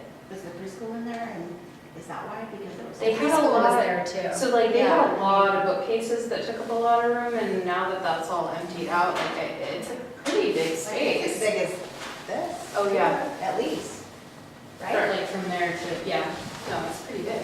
But it's on 2 levels, and, it's the same way, that you don't want to be in this facility, right? Planning commission didn't want to be in that facility because of the way it was broken up and the acoustics. There's a lot of reasons why planning commission didn't want to be there. Well, I don't know that we have a perfect view of what the future looks like. I think that if we knew where New City Hall might go in 5, 10, 20 years, and whether that building could be part of it, or it's tough to know. But we know that it's been worked on for a long time, and I've had the sense, whether we decide to keep it or to sell it, that this is a good group to be able to make that decision and then move on from there. That's what I'm hearing the city staff would like to know. What do you want to do? They spend a lot of time trying to figure out what we could sell. And there are for. good uses for that though, it's not that there aren't, it's just, trying to operate and maintenance, do the operational maintenance and making sure that it's safe and. I feel a little funny too, because there's two of our council members that aren't here, and this is the kind of decision I think I'd like to have 100% input on. We could certainly talk with them on the side to find out where they stand. But for tonight, can we go around and just simply say, at least the staff will know where we stand today? This is just on if we sell or not, is that the question? Yeah, so the question is, are we ready to give direction for the city to sell, or should we keep? I feel like if we're going to spend money to evaluate usage and we have other opportunities, we could never afford to buy another space once it's gone. And so I feel like it might be premature if we are going to spend money on a study to sell one of the buildings that would potentially be looked at as space to use. So I think that the council has struggled making this decision because it's not clear cut. It's because there's a lot of factors. And so just the bigger picture too, we have a lot of debt on the books that isn't gonna free up our REIT, that isn't gonna free up our ability to run a levy to get money for a facility. So at least until Big Rock's off the books, I don't see us being able to go out and ask the community for more money. And with REIT tied up with paying off Main Street, I feel like we're a ways away from trying to get a city hall built. So do we want to limit our options of what buildings we have to house people and house different activities? That's pretty exciting to think that we could get a Boys and Girls Club and a I just made that up out of my mouth. I know you just made it up, but I've been thinking about it too. Like, they were super excited when they heard about this building. And I don't know, I feel like it might be too premature to today make that decision if we're going to take the time to do a facilities plan. Yeah, that's a really good point. Am I opposed to selling the rec center? No, it's something that's been talked about for a long time. But right now, right before we would do that facilities plan, it does feel like we'd be missing a puzzle piece. And I'd want to see the big picture. And I get that's difficult because then where would you get the money? So I understand that, but I think it's, too soon to do that right before you would want to do a facilities plan. I am in favor of selling it. I feel like there's been a lot of discussion over the years about selling it and why and reasons why, and I've heard a lot of that discussion, so I just feel like it's probably time. And if we are going to go through that process, I think it would be good to get multiple commercial agents to give market analysis, and they'll do that for free. It's not a commercial building. But I think that it can go both ways, can it? It's own public facilities or and so public facilities you sell it to another public facility. Aren't you talking about? Are you talking about the rec center? Yes. The changing the use is to Yes. R8. So then it will go residential. Either way, I think it would be good to get multiple agents to give pricing opinions, because the appraisal is not market value. So I think that would be really important to get, to start that process sooner rather than later. So.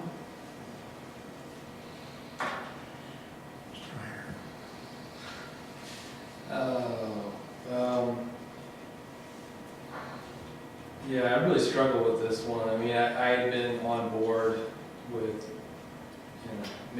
having a definitive action and then going to move forward with the kind of the build-up. I'm not sure, and sometimes we're a little hopeful how much information we're going to get from the plan that's going to get us any closer. We're still going to have to make a tough call in terms of, kind of just taking what we have understanding our uses and if we've got the bandwidth for that building. So I think I still support selling it. It's not difficult, it's not an easy choice, but I don't think it's gonna get any easier next year after the facilities plan, so. Period. I would support selling it. It's tough because I've thought of other uses as well. But I realize we're pretty spread out in facilities and cost upkeep and things. And I think it moves us a little bit closer, having some funds to try to at least looking forward in what we need to do with facilities. That's a big thing, to have someone come in and help decide. I think it'll help provide direction, enough information for council to be able to make direction. And so I would support selling it. I would encourage us, I don't know if that's something that you want to take on, and talking to Jason and just make sure everybody has input on this. Well, we can come back next Tuesday, because honestly, I think both avenues are fully thought out by council. Both ways are the right way to go. You just have to decide which way it is. I will tell you though that we need to be prepared to instead of, if we don't sell it and we go towards the government facilities plan, then the rec center is technically a general fund item, and so we'll have to find, my guess is another $25,000 to $40,000 for operation and maintenance of that building. And then we'll also need to figure out where the $50,000 from the government facility is going, and that's mostly general fund. So, That's what I think, in terms of my struggle with it. I would look to council, barring any other solutions being presented in terms of a use or a significant shift in our current plan. That's what it would take me to say otherwise, in terms of like, okay, well, what if we did this, and then propose a subsequent step that's feasible to do that.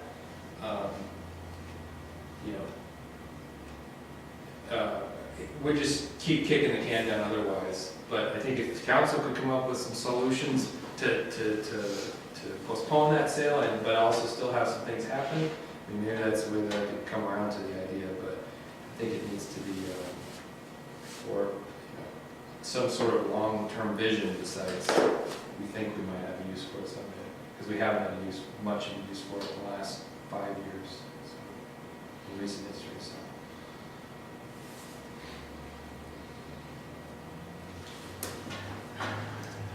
But I think could Laura, could you maybe just to email the remaining 2 council members separately? Does that work? If I don't want to go outside of the. Or were you saying you were going to bring it up again? I would feel more Okay. comfortable bringing it up Okay. on Tuesday. So- I think I know where at least one of them stands, but it needs to be, since this discussion's in public, it needs to be with them here. Okay. I mean, I'm happy to talk to them individually, but I wouldn't be able to share with you, except in public, what they said. So it makes sense to just have a conversation in public. Yeah, let's plan on it next meeting. Okay. Did you? It was just, I just wanted, the reason we have to decide right now is because if we are thinking we might not sell it, we'd have to budget maintenance.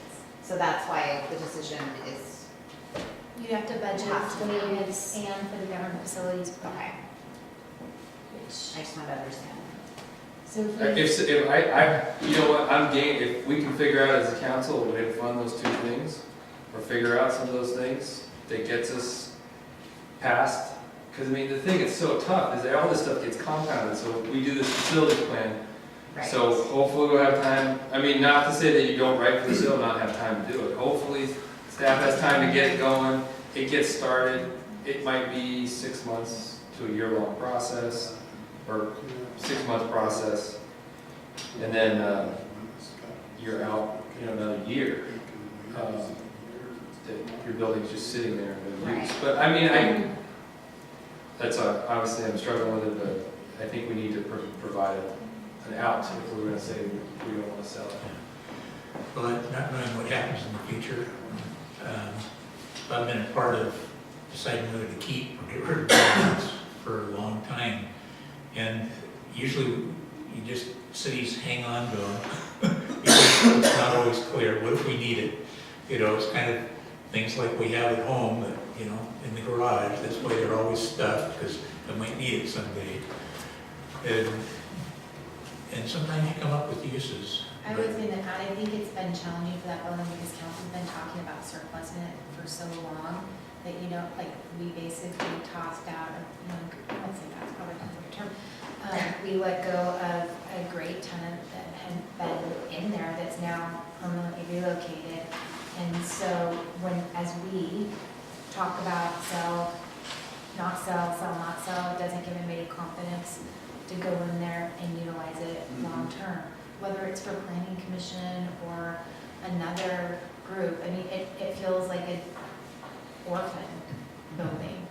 And we've not, all I can say from a staff perspective is we have not utilized it to its fullest. We have not put people in there to utilize it. We've not put the money into it because we've been talking about the sale of it for, I want to say at least 5 years now. And so we've been, in a way, our own worst enemy for this building. The end decision makes it tough. I like the way you put it. It's not really a right or wrong decision. It's which way do you want to go? And I think that's a healthy way for us to look at it. In a practical sense, my sense is if we really needed that building, we'd be using it today. We would have figured that out and kept it for city use and had somebody in there. Again, maybe the indecision is what's caused us to hesitate to do that. I think it's a really nice building and asset, and it's hard to let go of it. It's beautiful, but it's old and it's cranky. I feel that way. It's just like the depot building, just like Jordy Farmstead. So let's not forget that we have really old assets as well. Which is kind of the charm of our county. Yes, absolutely. I woke up in the middle of the night thinking if I'd won $900 million lottery. Just so everybody knows, that project was probably my second project at the city, was to do that upgrade for the then YMCA. And, to me, that was always a legacy project. You don't ever think it's going to go from that, but the YMCA pulled out really quickly, and it was an orphan for several years, and we had kind of intermittent, then the preschool went in, planning commission tried to use it, and then luckily the preschool, utilized it really well, and I think it was a great facility for that, but it's a worn out facility. And so that's, I think, what you need to look at from your government facilities plan is what do you have and how do you make them functional, but also be efficient and cautious with tax dollars, like how much money do you want to put into your facilities and how many do you want to have. It's going to be a really hard discussion whether you keep it or not keep it, because you're sitting in the building right here that could potentially need $500,000 worth of work over the 20 years or more, if not more. We just don't know, but we know that there are definitely issues with this building. That's the bigger fear, is this building could come down to, we can't afford to fix this building, and then we really need space, because if we have to get rid of this one, we've gotten rid of that one. I don't know, it's just a game of chess, what is It it? is. I just don't, you don't know, and what if the fire department decided, oh, you know what, yeah, maybe we will move somewhere else, and then that building freed up, and then we have the building next to it. Like, you think of all these crazy options, I think. Truth be told, though, that can happen to any one of our city facilities at this point. We are that far in arrears as far as maintenance and taking care of our buildings and planning ahead, that could literally happen to any one of our buildings, or it could happen to all of our buildings, worst case scenario. So we're already there with multiple buildings that we really need to figure out what we're doing, what it's going to cost, and how we get out of the hole. That term they use with folks that maintain buildings is, and help to oversee them, is its useful life. Because every even a home can have a useful life. and if it hasn't been maintained, that can really shorten. And so the big question is, what do? You tear it down and rebuild it? Can you afford to remodel it?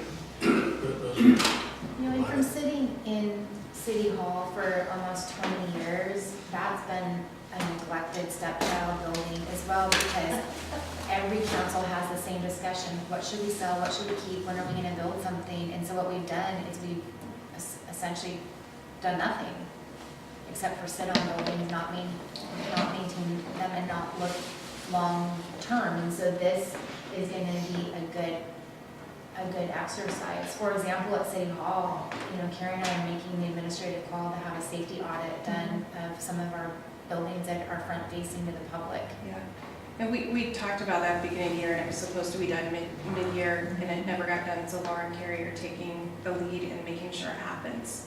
There have been some interesting times, to say the least, being in City Hall, and just in my limited time, and it really can be kind of unnerving at times. Well, it's 7:45 or close to it. And I think this is probably a good stopping point, unless you have very specific things you need us to go over. Are we good? And we'll plan on carrying on to our next gal. And we'll officially close this meeting at 7:44.